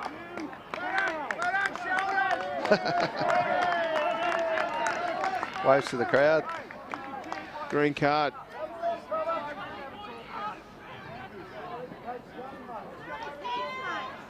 I think somebody just said, look at the scoreboard. Yeah, well, you do have to look at the scoreboard from time to time. I think that'll be the end of his day. 10-minute thing, isn't it, Duff? I'm not sure. Kerr with a big kick forward and a mark taken down there by Cartilage, who's played well. Yeah, he's had a very good game. Was that Nick Smart? Might be Nick Smart. Apologies. They both played really well down there. Been good in defence, the pair of them. Huge amounts of pressure around this footy. Coming out now to Adams, who gets tackled by Kerr. He's done well. Rolling ball forward. Clever handball out towards Smith, who kicks long forward. But chipping in there is Smart. It's another good mark. He's very smart. Nicky Smart on the left foot. Strong mark out there to Griffiths. He's played all right too off that half-back line. Yep, the whole back line this quarter for the South has been really, really strong. That's a good mark. That's a great mark. Yeah, Will Robinson takes a good little chest mark, rode the bump beautifully. Yeah, nothing of him but heaps of courage. Yep. Put himself on the firing line, took the bump, but also took the mark. Great courage. Yeah, Joel Cartilage there, going the mark as well. Probably should have just gone the classic defender spoil pass. Yeah, I just don't think he realised that the young fella was going to come through like that. So, great play by the young fella. Is that your Kick phone, forward. Pez? No, Not mine, mate. no, not mine either, Duff. As Will Robinson kicks the goal, and it is the STJFL on the Cripps scoreboard, 9-7-61 to the NTJFA, 6-6-42. I thought it might have been the Brisbane Lions ringing you up and just asking if there's any players out here. Well, there's a few kids out with plenty of talent. Let's just see what happens to them over the next few years. Now, how does it work with the Brisbane Lions? What do they get you doing, Pez? They get me looking at the young kids in Tasmania and just give them reports on who's coming through and how they're tracking. So you get paid to go to the football? Yep. Oh, wow. Great job. Wow. Anyway, here we go. Back in the middle. Big tackle by Kerr again.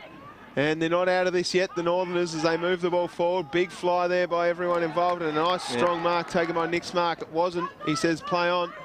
Ball over the back. Need to keep your feet down there to defenders. Big punch away. He's had a good quarter, Nick Smart, down in the back line, hasn't he, for the Really South? has. Carter with the kick forward. This has been a great battle between Jordan Lane and Declan Boyd. Handballed up nicely to Prowse, and Prowse around the corner kicks the sealer. Very good game, Prowse, and to finish it off with a goal like that, you know, it's great reward for his efforts. He's had a fantastic game. Clever touch here again by Jordan Lane, who's probably been one of the difference. Look, I think he has. He's kicked 3 and he's probably had about 4 or 5 goal assists. So, you know, take him out of the game and would have been touch and go, but he's certainly been the difference between the two sides, I'd say, Jordan Lane. Isn't it great to have that Bennett's replay there, Pez, to be able to go back and just see those little touches there by Jordan Lane. Just cleverly in the contest, tapped it to the advantage, and then cleverly handballed up nicely to his teammate running through. Not only has he got talent, he's a smart footballer too, so he'll go a long way. Here they go again. There's a chance here now. Here comes Box in Kobe Moore, who's been quiet. And a strong grab over the back to Alex Wild. Just had a little bit of the hop on Joel Murray down there. Joel Murray did well to get to the front, but the ball just held up in the breeze. Oh, that'll be a free kick going the way of the South for a push in the back. So a bit of the sting gone out of this game. It's a 25-point margin to the STJFL. On the Crips scoreboard, 10-7, 67 to 6-6, 42. Adams with a nice strong mark taken with the flight. He's certainly been one of the best on ground, hasn't he, Adams? He's had a great game. Yeah. And Lane with strength. Just reads the ball so beautifully well in the air, doesn't he? Yeah, and as you said, Declan Boyd certainly battled hard, but, you know, with someone with that height, you can't do much about that. No, he's just got the stretch and the wingspan, doesn't he? Yep. As we saw on the Bennett's replay. And beautiful work. They get the ball in quickly to him. If he doesn't mark it, he's good at ground level, feeds it off. So this was for his 4th, and to really ice the game here at North Hobart Oval. It's a beautiful kick of the ball. Yeah, there it is. So Jordan Lane kicks 4 goals, and as you say, has had involvement in most, if not all, of the games. Here we see on the Bennett's replay that kicking style you're talking so much about. He's got good ball control, good ball drop, nice follow through, perfect kicking action. Look at that, beautiful. Yeah, magnificent stuff. So, on the Crips scoreboard, 11-7, 73 to the STJFL for the Northern Tasmania Junior Football Association, 6-6, 42. And I think the South will win here for absolute certain. Trying hard still, though, the boys. Great to see. Umpire's doing a terrific job. Pulled that one out. Young umpire too, Pez. Yeah, he's done a great job, the umpires. Faultless. Kobe Moore kicks long inside 50. Here's the chance now for your man, Isles, who just threw it away. Ooh. Well, we just pumped up the tyres of the umpire, and perhaps we might see that in the replay if we can. Jerry, you there, Jerry? It looked okay from here, but the umpire's closer than us. Say good day to the audience, Jerry. Come on, turn yourself up. See the replay here, thanks to Bennett's. He's quiet, Jerry, isn't he? Yeah, he's good. He's good. Nice work, Jerry. Ball moved forward now for the STJFL. Clever handball. Over the top to George O'Neill, who should go in, and he does. Yeah. Makes no mistake. George O'Neill with his first on the Crips scoreboard, and that lead extends out even further. It's starting to open up a bit now, but the Northern boys, they'll fight it right out. There's only a couple of minutes to go, and the Southern's just a little bit too good. I'll mark that goal down to John Gourlay. He was in that contest at half forward and got the handball cleverly over the top to Georgie O'Neill. He's had a good game, young Jono Gourlay. He comes from good stock, does he? Yeah, his father, former North Hobart director and recruiter in the heyday, in the premiership years of Mark Yates. And he's your fitness buddy at All Aerobics. Yeah, he's a fitness fanatic, is his father, Paul Gourlay. So, back in the middle. What's he like as a bloke? Is he all right? He's a good fella. Is he? He's a good man. Kerr's tried hard since he's been switched into the middle. That's Jacob Kerr, of course, who found his mate out there in Griffiths. Griffiths with a kick forward, just missed the mark. and it's gone out of bounds. And I think that's probably been the difference in this second half of footy, Pez, is not being able to hit the targets, and the skills have probably let the North down a little bit. Yeah, they've certainly had plenty of the footy going forward, couldn't quite hit their targets, and just probably lacked another crummer up forward. But they've certainly worked extremely hard, and they wouldn't be disappointed with their effort. Clever down there to that man in Will Birchmore, who goes around the corner, has a man down there, but a good strong mark, not paid. Out towards Smart. Got his kick away, and they're attacking now. Here comes that man, Benny Cox.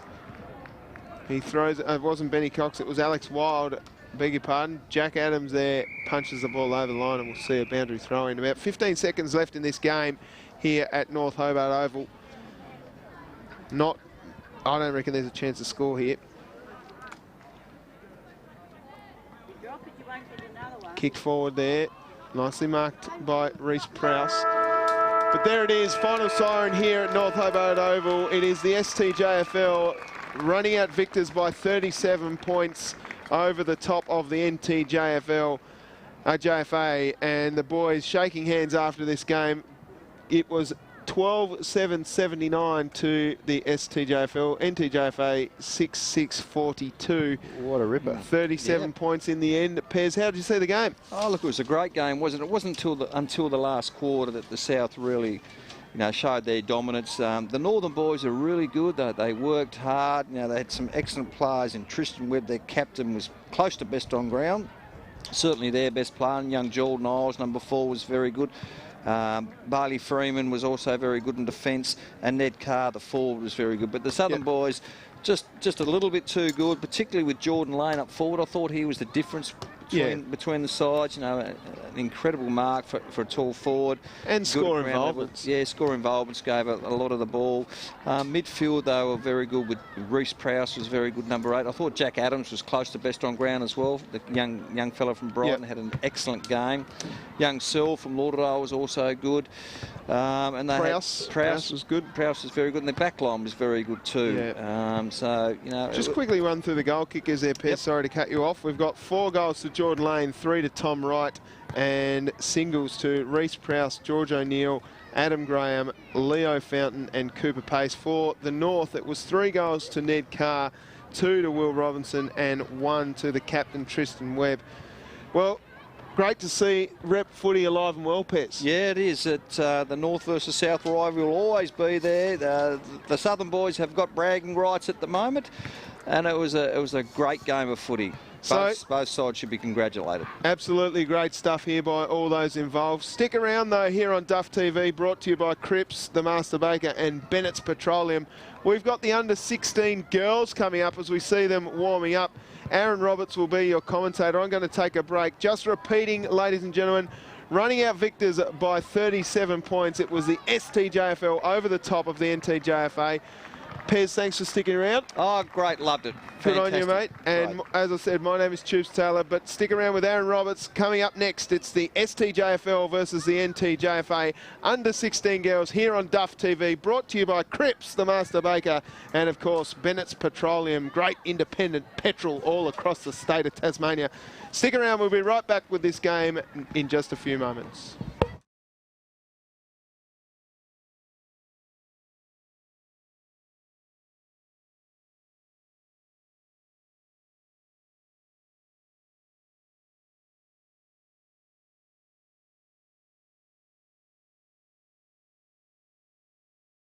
Summer, Matthew Richardson in the winter.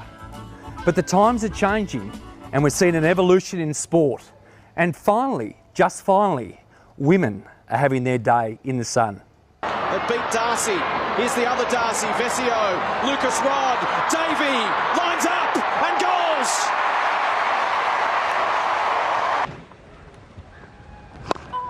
Highest record holder. Now Villani, it's a half century for Elise Villani, and it's come from just 34 balls. Wednesday night here in the northern suburbs of Hobart, and the Glenorchy women's team training. There's about 40 girls here, and they are full on. They love it. The energy is electric, and quite frankly, I think a lot of the girls kick much better than I ever did. Good, Sandy. Go and help her, Bree. Good, Strongy. Bree, great running, Bree. It's brilliant. Back, mate's good. Now we're getting tired. We've got to work. Good, Mandy. Good. Push it, Shay. Push and help.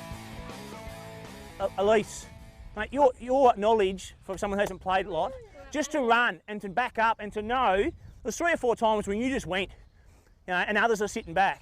That's great. That's what we want to see. Jade, you went from here down to there to get numbers. Craig Grace, you've been the coach for 4 or 5 years in this program. Just tell us about the involvement, especially over the last year or two with the girls behind us. Oh, mate, we've probably had, as I said before, we've probably had about 12 girls come in the last 12 months who have played no football. They're netballers, basketballers, athleticism's the key. They're coming in here with all the athleticism. They can run, they can mark, they learn the kicking skills within 2 or 3 sessions. And you mentioned as well there's some soccer girls, there's cricket girls, there's netball girls. They just don't want to play footy. Oh, it's a buzz thing at the moment, and that's the thing we're doing, especially at the Glenorchy Footy Club. We're embracing it. So we had a gala day the other day. We've actually come to this club here at Claremont. Last year we came with no teams. We set up 3 all-girl teams here, which is really our platform to the next level. So we had 40 girls registered last year within weeks. This year, out of that under-17 team, there's 6 girls out here training. 3 of those were in the state academy, and look, they're all untapped.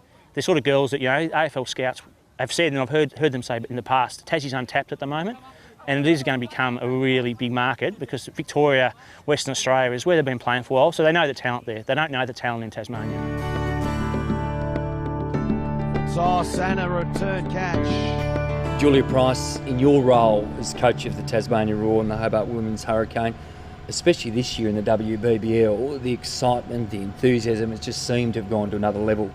Yeah, absolutely. It's and we had such good crowds here as well. We had a lot of standalone games in the WNCL, which we had really good numbers for, but particularly our standalone WBBL games. We had 3,000 or 4,000 people coming along and watching us, and the girls stayed behind and signed autographs, and it's both boys and girls, which is what I find really exciting.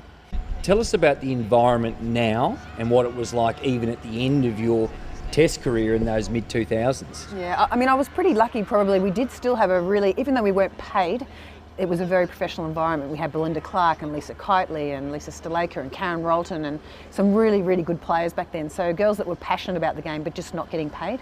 And now we've got girls that can actually make a decision whether they want to play sport as a career or they will go a different pathway and probably drop out of the sport earlier. So that, to me, I think that's the big difference, is you're actually able to have those opportunities to be a full-time sports person if you really want to. Umpire Hayden Nielsen gets the 1986 Cascade Bogues League Grand Final underway, and Sandy Bay, who won the toss, immediately into action. Former Hawthorn and Sandy Bay champion Andy Bennett played football from the lush surroundings of the MCG to grand finals here at Australia's oldest ground, Nth Hobart Oval. Bennett, now a long-time school principal, has been watching the rapid rise of women's sport and is excited about what the future holds. It's part of the women's movement, if you like. It's got to be seen as that. There's always been, you could run parallels around women in employment, women in power positions, senior positions. I understand the need for it and why it's taken on. You just can't exclude half of our population for anything. And why would you want to do that? But if you asked me when I was back having a kick back at Glenferrie, no, it just wasn't on anyone's agenda. There was women's sport and there was bloke sport. There was whole arguments around, even in professional sport, where women should be paid the same money as men. There was little inklings around that. So it's a long way from there. So suddenly it's not just the boys having kick to kick or playing cricket. Yeah. Tell me about that. Yeah, well, to be honest, the girls have always wanted to do it. It was a false construct that all of them, you can't do it. And they probably did when they were little kids muck around. There was just no thought that you didn't play it. It was just the social conditioning or the social construct that went with it that took girls out of it, but it was accepted it was always going to happen. So in my world, girls always want to have a kick around of something, but then at some stage it was taboo. But nowadays it's not on. So we have a lot more girls talking about playing all sorts of sport, particularly football. And now I was having a conversation with a couple of young ladies. They were young ladies in my school late last week about the teams they're in. They're trying out for the Sorrel women's team, and they talk about their ambitions to play for the state and their pathway, and they're very clear about it, and so they should be. So it'll pretty soon become just part of the way we do things. There's a lot of excitement around it now. I hope it's maintained. I think it will be, because it's the right thing to do. Cult performance to get things started in the NAB AFL Women's competition It's the Blues at home with the opening set of 4 points. Sabrina, I haven't met you before, but I've watched you train tonight with your mates, and you guys are having some serious fun out there, aren't you? Yeah, absolutely. Like, I come here after work and it's just, it's all fun. Like, it's serious, but these girls are like my best mates, so, yeah. And I think just talking to the coach before, you've got a real dream now, and you've seen what's happened on TV to play in the big time. So, yeah, I've been playing since about 5 or 6, and I just want to make it. But this year I've kind of taken a step back with training, and I've just focused more on having fun, I guess, and just focusing on improving myself and getting the team up to maybe like a grand final or something. And yeah, it's still serious, but I guess I've added that fun factor in there too. So hopefully that gets me somewhere, but see what happens. So. And you say that for you and your mates. It must be so different now. Here we are a couple of years in, it's been on television 2 years ago. This year it's gone to another level. That must inspire you.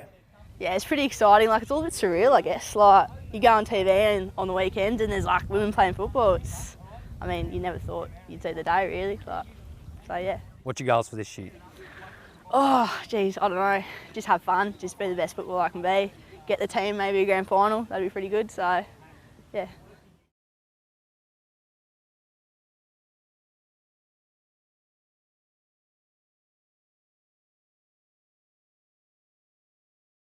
Since the 19th century.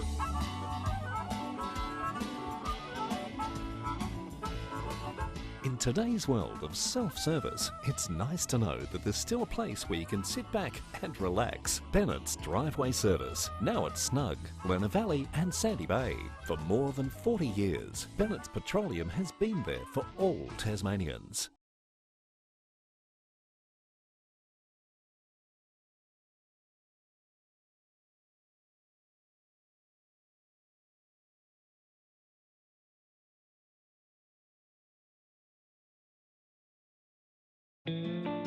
Wandering, try to find the perfect time.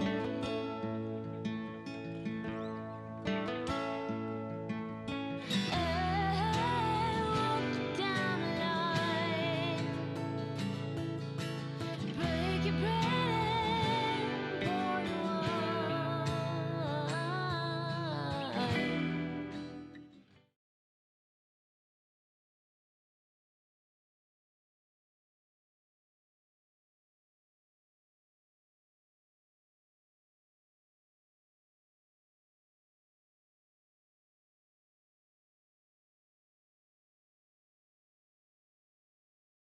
wine.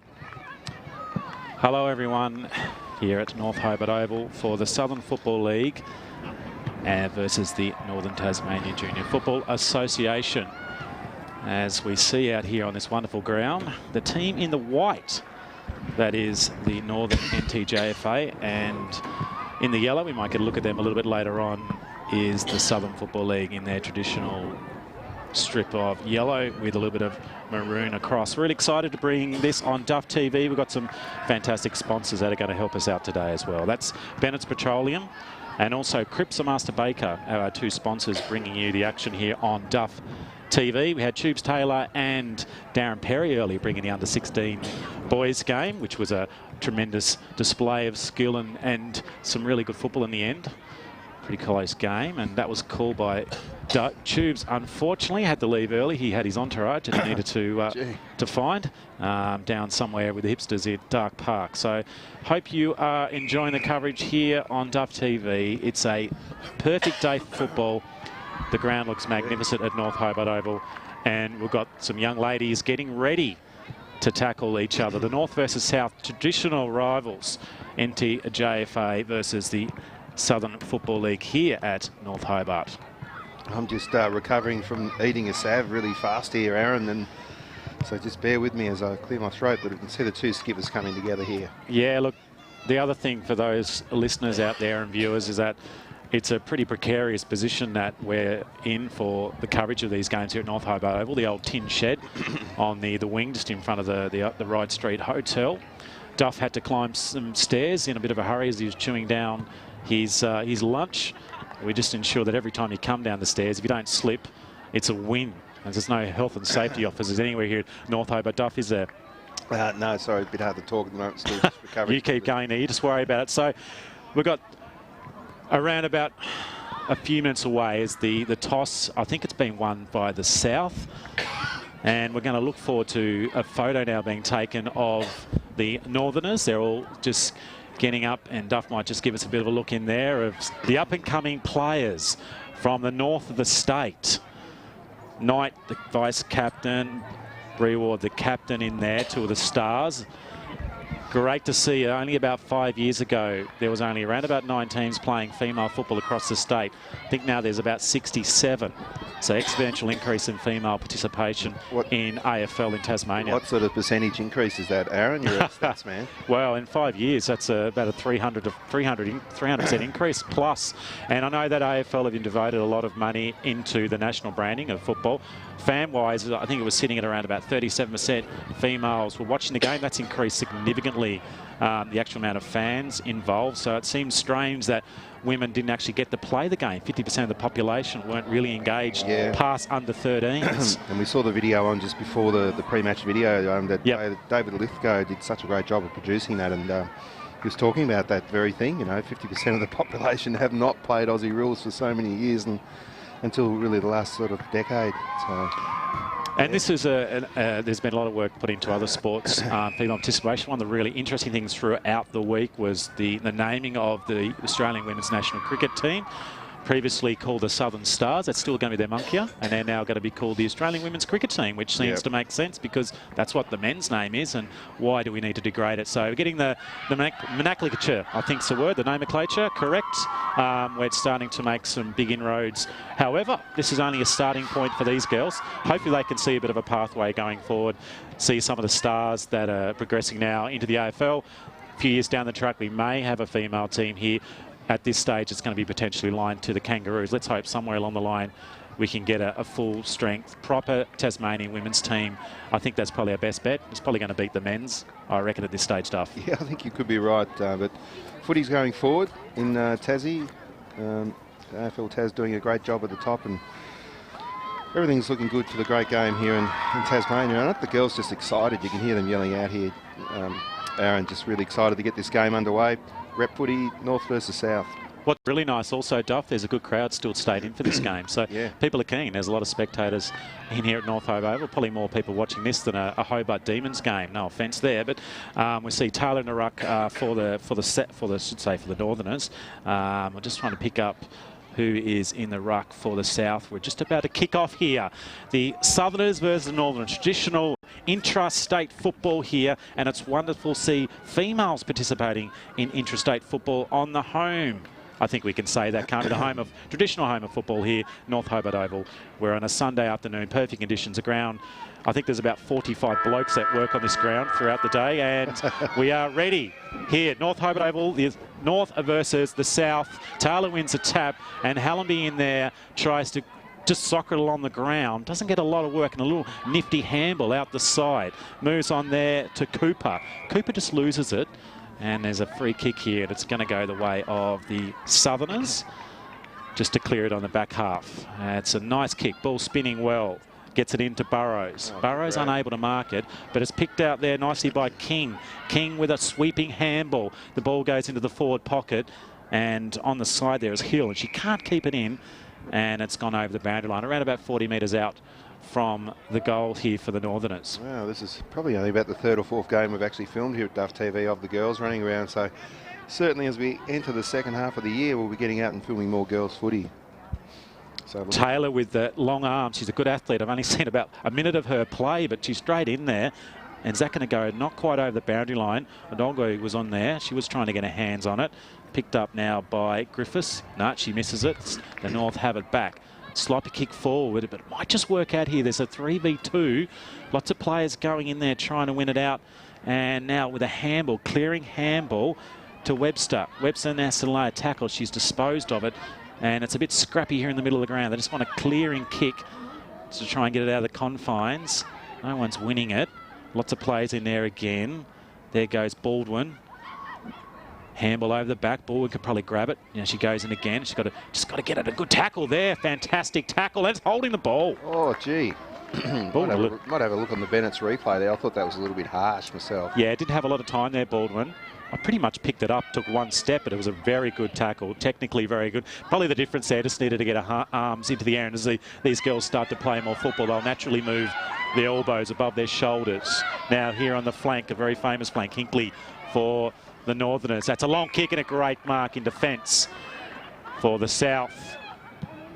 Strong kick up to centre half, but unfortunately it's been dropped by Burrows. Lots of players still in around the ball. A little bit of pace out of the middle there. Clearing kick to the half-forward line for the North. But running out of defence is Strong, the vice-captain. She kicks it on to one of her teammates in Large. Large can't take the mark. Did a good job. Got her hands in the right position. Here go the South. Finds Griffiths. Now there's a good mark in defence from White. And she'll have a look. She might have to go to Letitia Street side, or I should say the Letitia Street side of the ground, the old grandstand there, which burnt down a few years ago. Cooper doing a good job there. She's been prominent early. Bullocking away through, wins her own football, turns around. She just needed to probably find a little bit of help from one of her teammates, but it's kind of wobbled its way through to King, but clearing kick by the South as that's moved into their fourth. That was a decent kick there. But Walgo can't grab it. Baldwin as well. And was Garlow. Here goes Minifree. She can't pick it up, and a player's taken off the ball. Lots of players around the pack running through. And it's cleared out here. Is that a high tackle? I think it was. And Cooper will take a free kick. It's probably her third kick for Cooper. Back half here at North Hobart Oval. Early moments in the SFL versus the NTJFA. Running through is Taylor with some wonderful skill. Gets it forward, looking up for Hill. Hill tries to pick it up. She wasn't, and snuck away there. Brewood just pinched it, but it's going to be picked up again in the back half by the Southerners, and a clearing kick. Although is that going to be a turnover? First chance for a shot on goal. Flying shot. Defensive mark. And a very needed mark by Lovell. Lovell clears it by about 30 metres. Still in the attacking part here for the North. They've probably got most of the ball at the moment. Climbing high was Brewood. She's been good. Popping out was Bauman. Has a shot on goal. That's the first score, but it's only a minor score. And the NTJFA get it behind here early. We're about 4.5 gone in this representative football game. Well, it's quite good to watch, isn't it?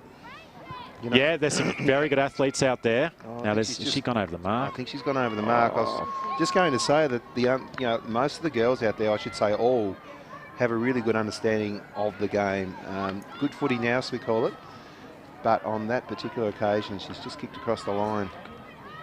Yeah, just about half a step over in the end, so it's going to be a throw-up. 10 metres out from the Northerners' goal. Odongo, clearing kick, gets it just far enough out there. Minfrey couldn't get it. She's going to now lay the tackle. Not a bad tackle. Oh, that's just pinch. Pocket pinch by King. King onto her right foot into the forward 50. And there's Hallenby with the mark. She's going to look to play on here. Hallenby doesn't feel confident. She's about 35 out. Kicks for goal. It spins well, but it's going to pop over the back and just to the left-hand side and through for a behind. It was just a good kicking board, wasn't it? Good mark. To give her that, create that option. And a couple of very likely players here early. The Northerners dominating. They've had about 5 inside 50s. The South yet to really go forward. That's a long kick out. Baldwin trying to go up. Couldn't mark the football. Now she goes in and wins it again. Pops the handball out to Dillon. Dillon with a scrubby kick, but it's all right. It's been picked up here by the North. Now the kick goes wide to the near side of the ground, to the tiered section. Hallenby again. Hallenby runs forward. That's a very clever kick from Hallenby into Brewood, but she can't keep it in. And it's gone over the boundary line. The right forward pocket and out of bounds. So that's 7 inside 50s. We might get our statistician, Jerry, to keep a note on that and update us as we ask for them. But, yeah, just struggling to get it out of the defensive zone here at the moment, the South. Bauman nearly had a chance to quickly win that and have a shot on goal. But the South, well, they won't clear it yet. And a defensive punch by Grimer, a famous name of football in the South. And that's stolen by White. White has a flying shot on goal from the right forward pocket. And it goes to the near side and through for another minor score. So some missed opportunities here for the North. Great conditions. How good's this ground looking at the moment? No. As I said, 49 men are involved in upkeeping this throughout the week. It's probably the most expensive piece of grass in the Hobart City Council. Might be a little push out there from Minifree. She's been pretty good early for the South. One of the few players off half-back winning the football. Wins to Webster. Webster couldn't get her hands on it. In goes Lard. Now there's a free kick as a player's just knocked off the ball and the North will clear it here. Centre wing. Kicks to centre half forward. Hallenby was there. Here's a chance for Bauman again. Can't win it. Oh, streaming out. Wonderful kick. A long raking kick to the middle of the ground. But the South haven't got the numbers there. Besides Baldwin and picking up there is Knight. Knight gets taken off the football. Hallenby again for probably a 5th touch. I should say not Hallenby, Baldwin for about her 5th touch. But her kick didn't find anyone in particular. Richard Allens has it for the North here on the defensive side. And she moves it out to the old grandstand and a few fans there. Not too rugged up and quite a pleasant day here in Hobart. And it's over the boundary line centre wing. Yeah, thankfully that breeze has dropped. It was quite strong in the under-16 boys, but I think it's just going across the ground a little bit. It's not too full on anymore. Yeah, we used to have a little flag just above the scoreboard, but maybe health and safety, they took it down. All right, Griffiths, and unable to take a clean possession, and it's gone over the boundary line here. Early stages of this game, the Southern Junior Football League versus Northern Tassie Junior Football Association, two very proud competitions now showing some wonderful action here in female football. Strong, Large is in there. Nicely running out is King. King gets it forward, but there's 2v1 coming out from full forward Smith, and she needed to probably get in there a little early. Bit of rough and tumble there, and that's over the boundary line. But those two players, that's a good tackle. Is it a free kick? Yes, it is. Holding the... Gee, they've been quick on that. That was Dillon with a really strong tackle, and she wins a free kick for the South. Just about the first inside 50 here. It's a bit of a wet sausage, and it goes forward to around about 30 out. And it's not going to stay for long as the Northerners repel, but the Northerners don't repel for long. And the ball's won here, forward half for the South. It's kicked at exactly the same spot. No one can win it out. Lots of numbers around the ball there. The long sleeves of Stevens. It's gone around there to White. Ball's gone across the face of goal. And the North have numbers. Probably could have had another couple of steps, but it's a good kick into space. There's a good bounce. She could have another one. Long kick. Unfortunately, though, it's straight to a Southern player. Bauman going in, can't win it. And there is King. King just gets slung off the football as she delivers the ball to the middle of the ground. Baldwin again, winning the football. Great tackle. They've been hot on that. Baldwin probably was a little unlucky. She's going to have a free kick. That was still a nice tackle from Hill. Technically very good. The female players, they're tackling early. We've seen 5 or 6 really good tackles. Now, there's a push out, I think. Odwogo, I think she's got a free kick. I just saw hands in the back as she went up for the contest to move her under the ball. That goes against Hinckley. She's looking for a spot to kick. She's been playing in the ruck. It's a wobbly kick, but she's got nice contact. And it's now on centre wing. Salzberger, Cooper. And that might be a throw. It is. Minifee just trying to get her hands on that one, and this ball just popped up in the air. So the Northerners will try and push the ball forward again. Big climb in the pack. Garlow tried to go up again. She couldn't win it. Now numbers here through Hinckley. Hinckley just needs to take a clean possession. Oh, she darts inboard, has another bounce. Now she gets it onto her right boot, kicks the ball up to half forward. And a great mark. Garlow got long arms. Yeah. Just plonked it straight in the middle. Thanks for the Duffette there producing that. Hill tries to win the football. Oh, White again. She's like in a Charles Dickinson novel here. She's pinching everything like a little street urchin. That's about the 3rd one. She just snuck out and just pinched it. Well, maybe an indication she's got to hold onto that ball with a little more strength. There's a ball up here in centre wing. Female umpire involved today as well. Strong punch from Odwogo. And it hasn't gone too far. We're going to have another ball up just forward to centre wing towards the Domain end of the ground. 11.5 nearly gone here. NTJFA 7 inside 50s. The Southerners have only had 2. Burrows Good tackle on Baldwin. She's been prominent early. And that might be high. Good decision from the umpire. She was on the wrong side of that one, but was still able to find the free kick. That's a nice kick. That's about 40 metres, that ball's gone. It nearly popped over the back, but it didn't quite get there. I think that was Knight fisting it down. Did a great job. Number 13, Minifree, with probably her 4th or 5th touch. Richards Allens, she's got to beat 3 players here, and she's going to beat them, and done a great job. Fluffy Hamble to Cooper. And the South probably got a couple of extra numbers. Is that another free kick here? It might be just holding the person there. And got a free kick here in centre wing. He's looking that option going to the 45. That's not a bad option. A little bit surprised that ball came through was Brereton. Baldwin again providing pressure. There's a good hip and shoulder. That was Richard Allens. And the ball's now knocked forward. Is this a chance for the Southerners to try and eke a goal out here? They've got a couple of numbers. And that's a good tackle. That might have been just sort of popped out the back like a rubber ducky. There's Radford. Good tackle, maybe holding the person. No, it's not. Oh, another great tackle. Is it a free kick? Yes, it is. And Large will have a kick here. She's around about 45 out, probably too far to have a legitimate shot on goal. Kicks it to around about 20 metres. Numbers here for the South. Winning it is Griffiths. Griffiths tries to pop it around the corner, but unfortunately Richard Allens from the North wins the ball. And she has numbers here on the far side, or should say the near side of the ground. That was Knight just dropping the ball, unable to get her hands around it. Winning it out is Lewis. It's a nice kick from Lewis, but there's only Southern players around the football. There was Olms. Olms was unable to get a clearing kick, but there's one. And they've got a couple of numbers here. There's Webster. Williams getting her first touch of the ball. That's a good tackle, or is that even a hold? The umpire's blowing the whistle, and it's going to be a free kick to the Southerners as the ball's gone into the half-forward flank.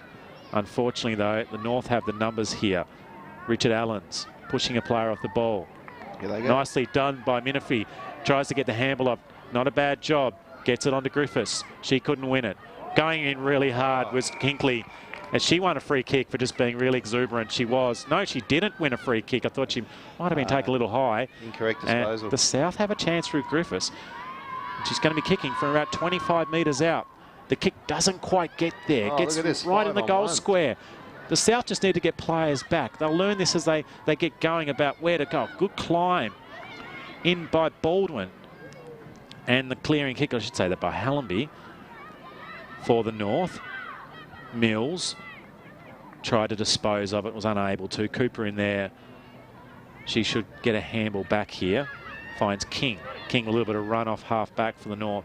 Kicks it into a nest of Southerners. And winning it out. Oh, that's a great bit of play. She's read the play well there. And a kick on into Large. Large couldn't take the mark. Now she tries to find a bit of a push and shove there, Large. And Williams goes to ground when she just needed to keep her feet. Baldwin again showing a little bit of class. But unfortunately, it was a good tackle from Grimer. And Baldwin is unable to make a clear disposal of it. And Grimer has a free kick. And that is quarter time here on the representative interstate football game. It's the ladies having their turn here in the traditional 2 o'clock time slot. Southern Tasmania Junior Football League versus the Northern Tasmania Junior Football Association. And in a low scoring but very entertaining first quarter, the North have the early lead with 3 behinds. One of those were rushed, 2 of them were shots on goal, and the early stats certainly going towards the North at the moment. Hallenby was electric on a couple of occasions running through the middle. Grimer did a couple of good jobs there too. Cooper was involved. Bauman was also really good, and they probably had too many numbers around the ball. Maybe the decision making from the South wasn't quite as good, but they had some good players. Number 1, Baldwin, was involved in quite a few contests. Williams late started to get into the game, and what was a pretty good game of football here on Duff TV on a Sunday afternoon here in Hobart. Cripps, the Master Baker, bringing you this game, along with Bennett's Petroleum, giving us a little bit of presence for ladies football, and hopefully this is only a start as we take a quick break here.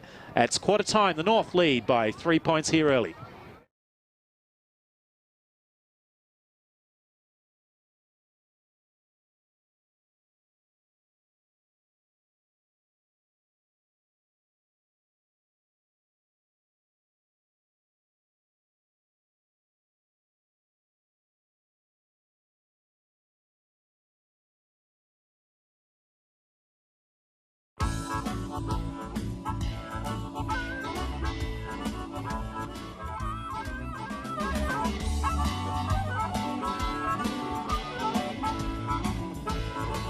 In today's world of self-service, it's nice to know that there's still a place where you can sit back and relax. Bennett's Driveway Service, now at Snug, Lerner Valley and Sandy Bay. For more than 40 years, Bennett's Petroleum has been there for all Tasmanians.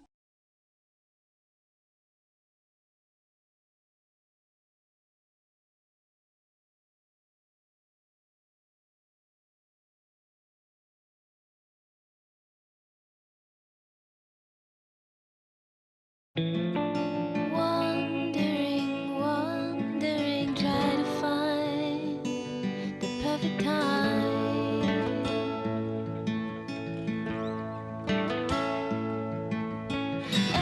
Walk down the line, break your bread, pour wine.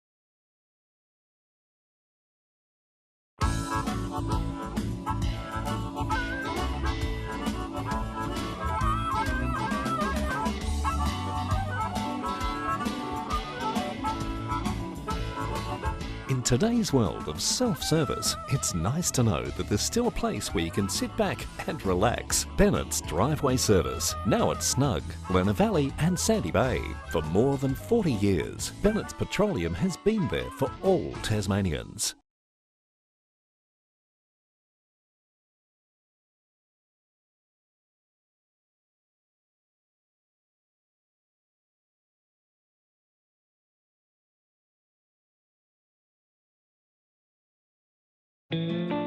Wandering, wandering, try to find the perfect time.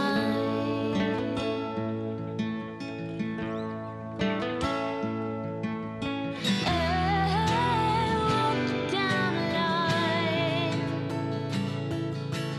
break your bread, pour wine.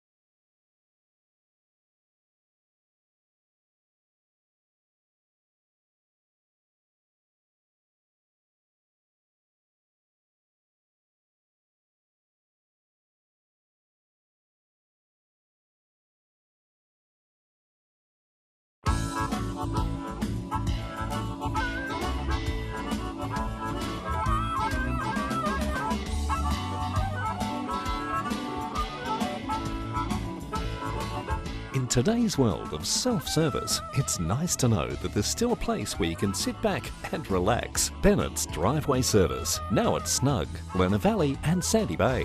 For more than 40 years, Bennett's Petroleum has been there for all Tasmanians.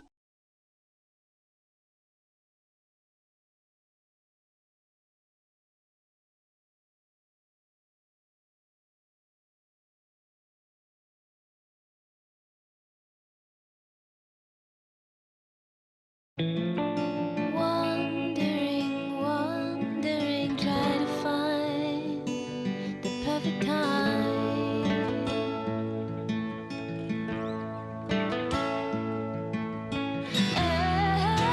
Walk down the line, break your bread.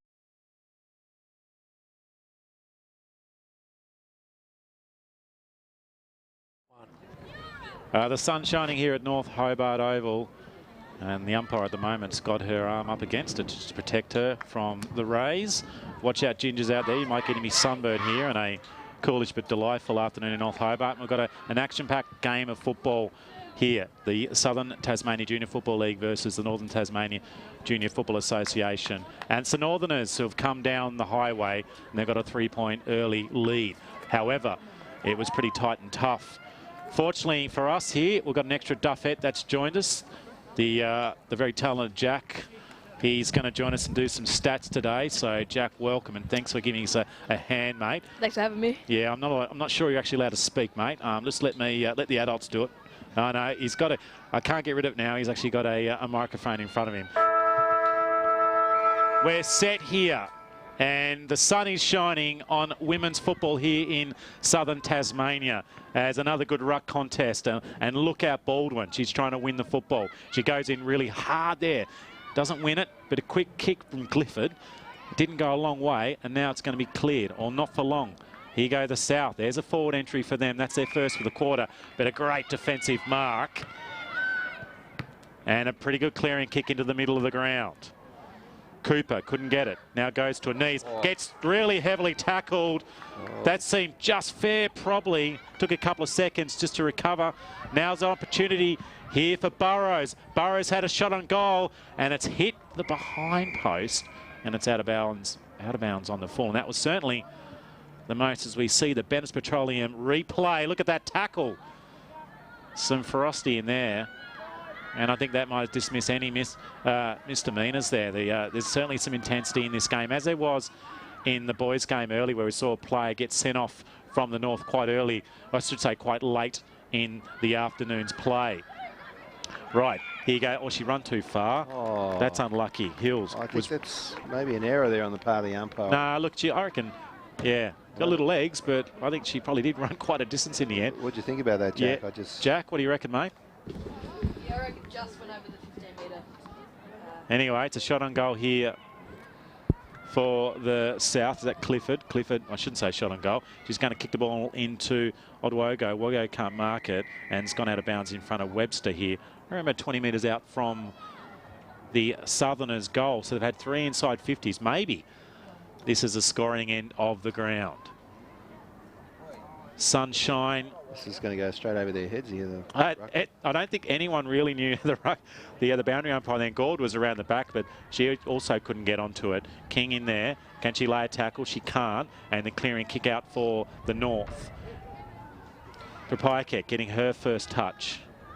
They're possibly not used to having boundary throw-ins, I'm guessing, at their, what is it, under 16? Yeah. STJFL and NTJFA. So, and this young boundary umpire's got some great strength too. He's just seeing the two ruck ladies go up in there. Burrows can't win it. Kick inside the forward 50. Opportunity for a mark. It might stay in play. Dogo tries to win it. Has a shot towards the forward pocket. Is it going to sneak through? It doesn't. And it just goes to the left-hand side and through for a minor score. So the South have their first score on the board. They're 1. And the Northerners have 3. That's a good kick. That's gone about 35 metres. Nearly a mark to... Oh, now it's popped out. Istico, she couldn't win it. It's gone out to the half forward. Hallenby, can she get her hands on it? She had a lot of the ball in the first 15 minutes. Odwogo goes in, and unfortunately Garlow as well, just falling on her backside, and it's going to be a throw up here around about half forward for the South. South have had a lot of the play here early as this game's starting to even up. Garlow has a little bit of space. Now she gets onto a boot, kicks it inside. Was dropped by Richard Allens, but she did a pretty good job. Dad running out there. Her kick is not quite spot on, so unfortunately, she's done a good job. She's got a bit of pace, Dad, but that kick was just a little bit too far to the right-hand side, and it's gone over the boundary line. And it's going to be a free kick here to the South. And that gentleman's gone, no, I can't get down there.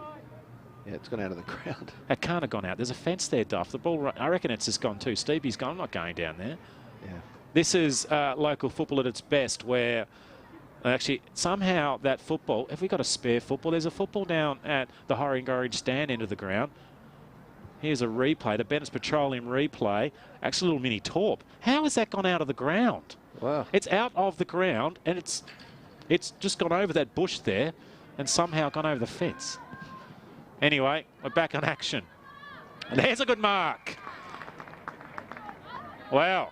Is this a chance for the first goal for the South? Probably 35 metres out is Olms.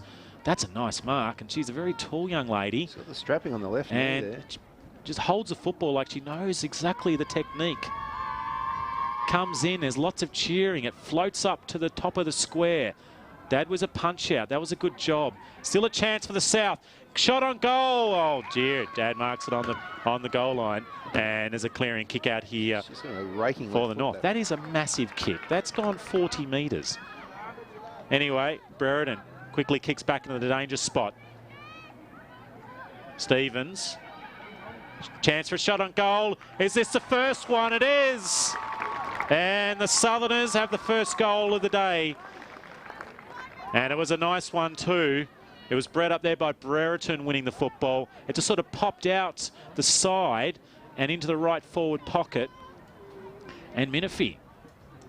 That's a nice kick. A lot of goals being kicked in that forward pocket. I reckon Darren Perry, who did the game early today, kicked a few, maybe on his left though. Yep. And Minifee with the first goal for the South.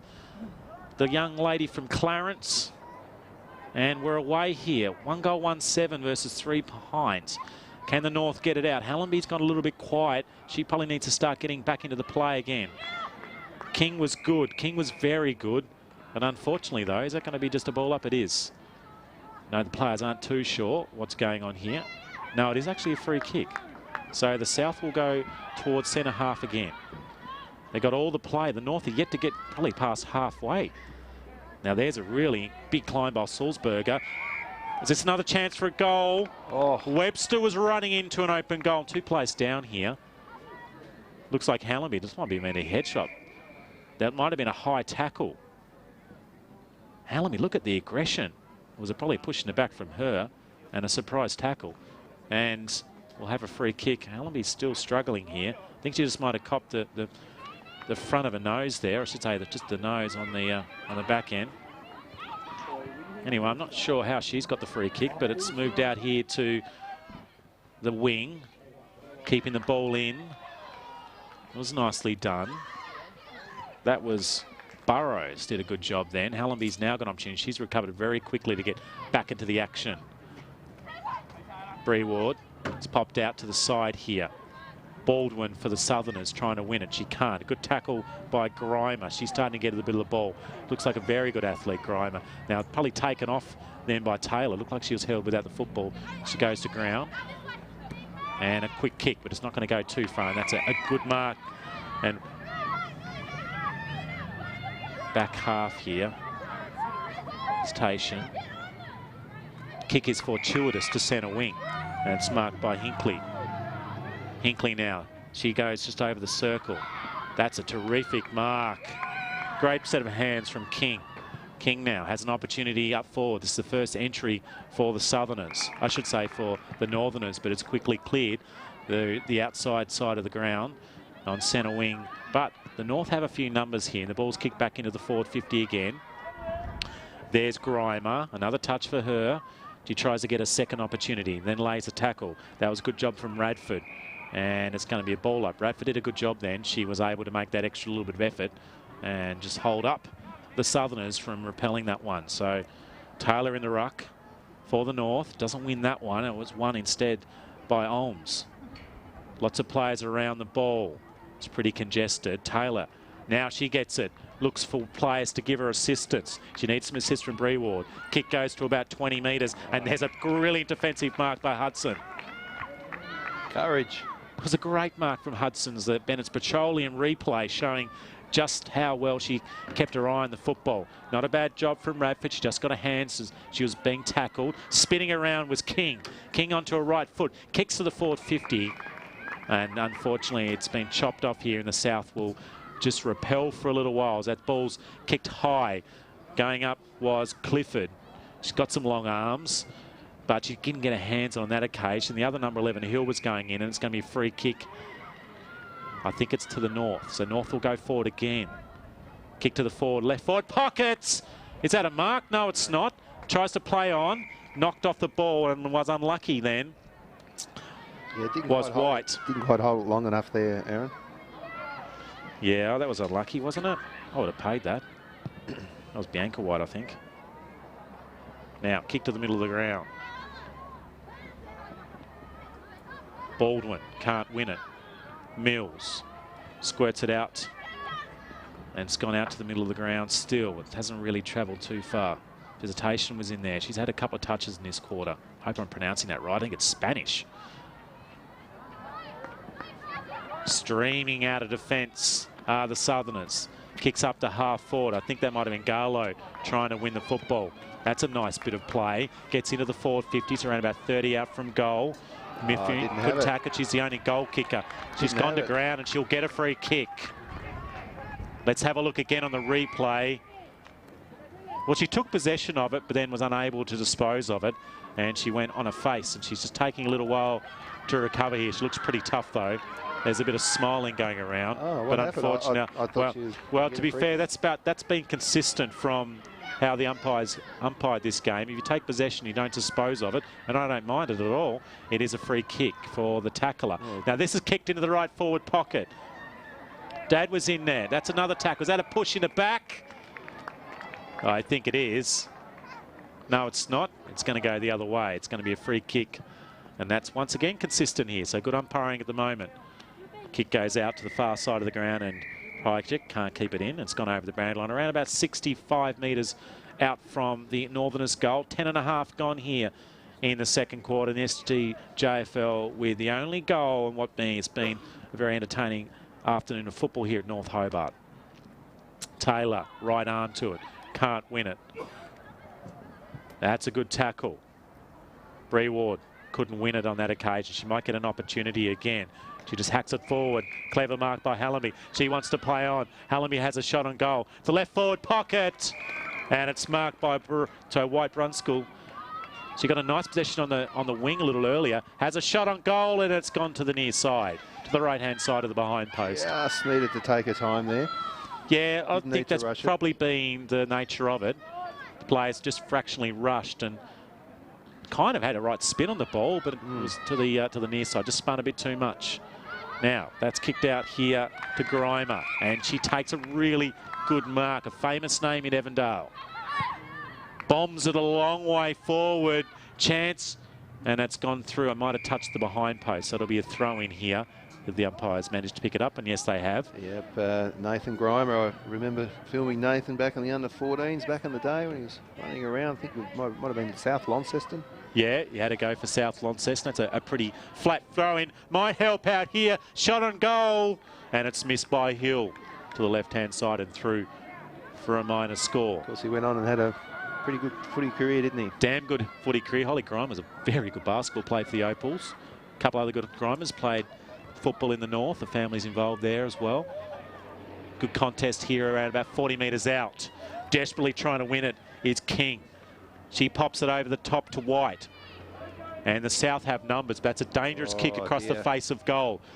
They do have a few extra here, the South, as that ball's kicked to around about 35 metres out. There's a great mark.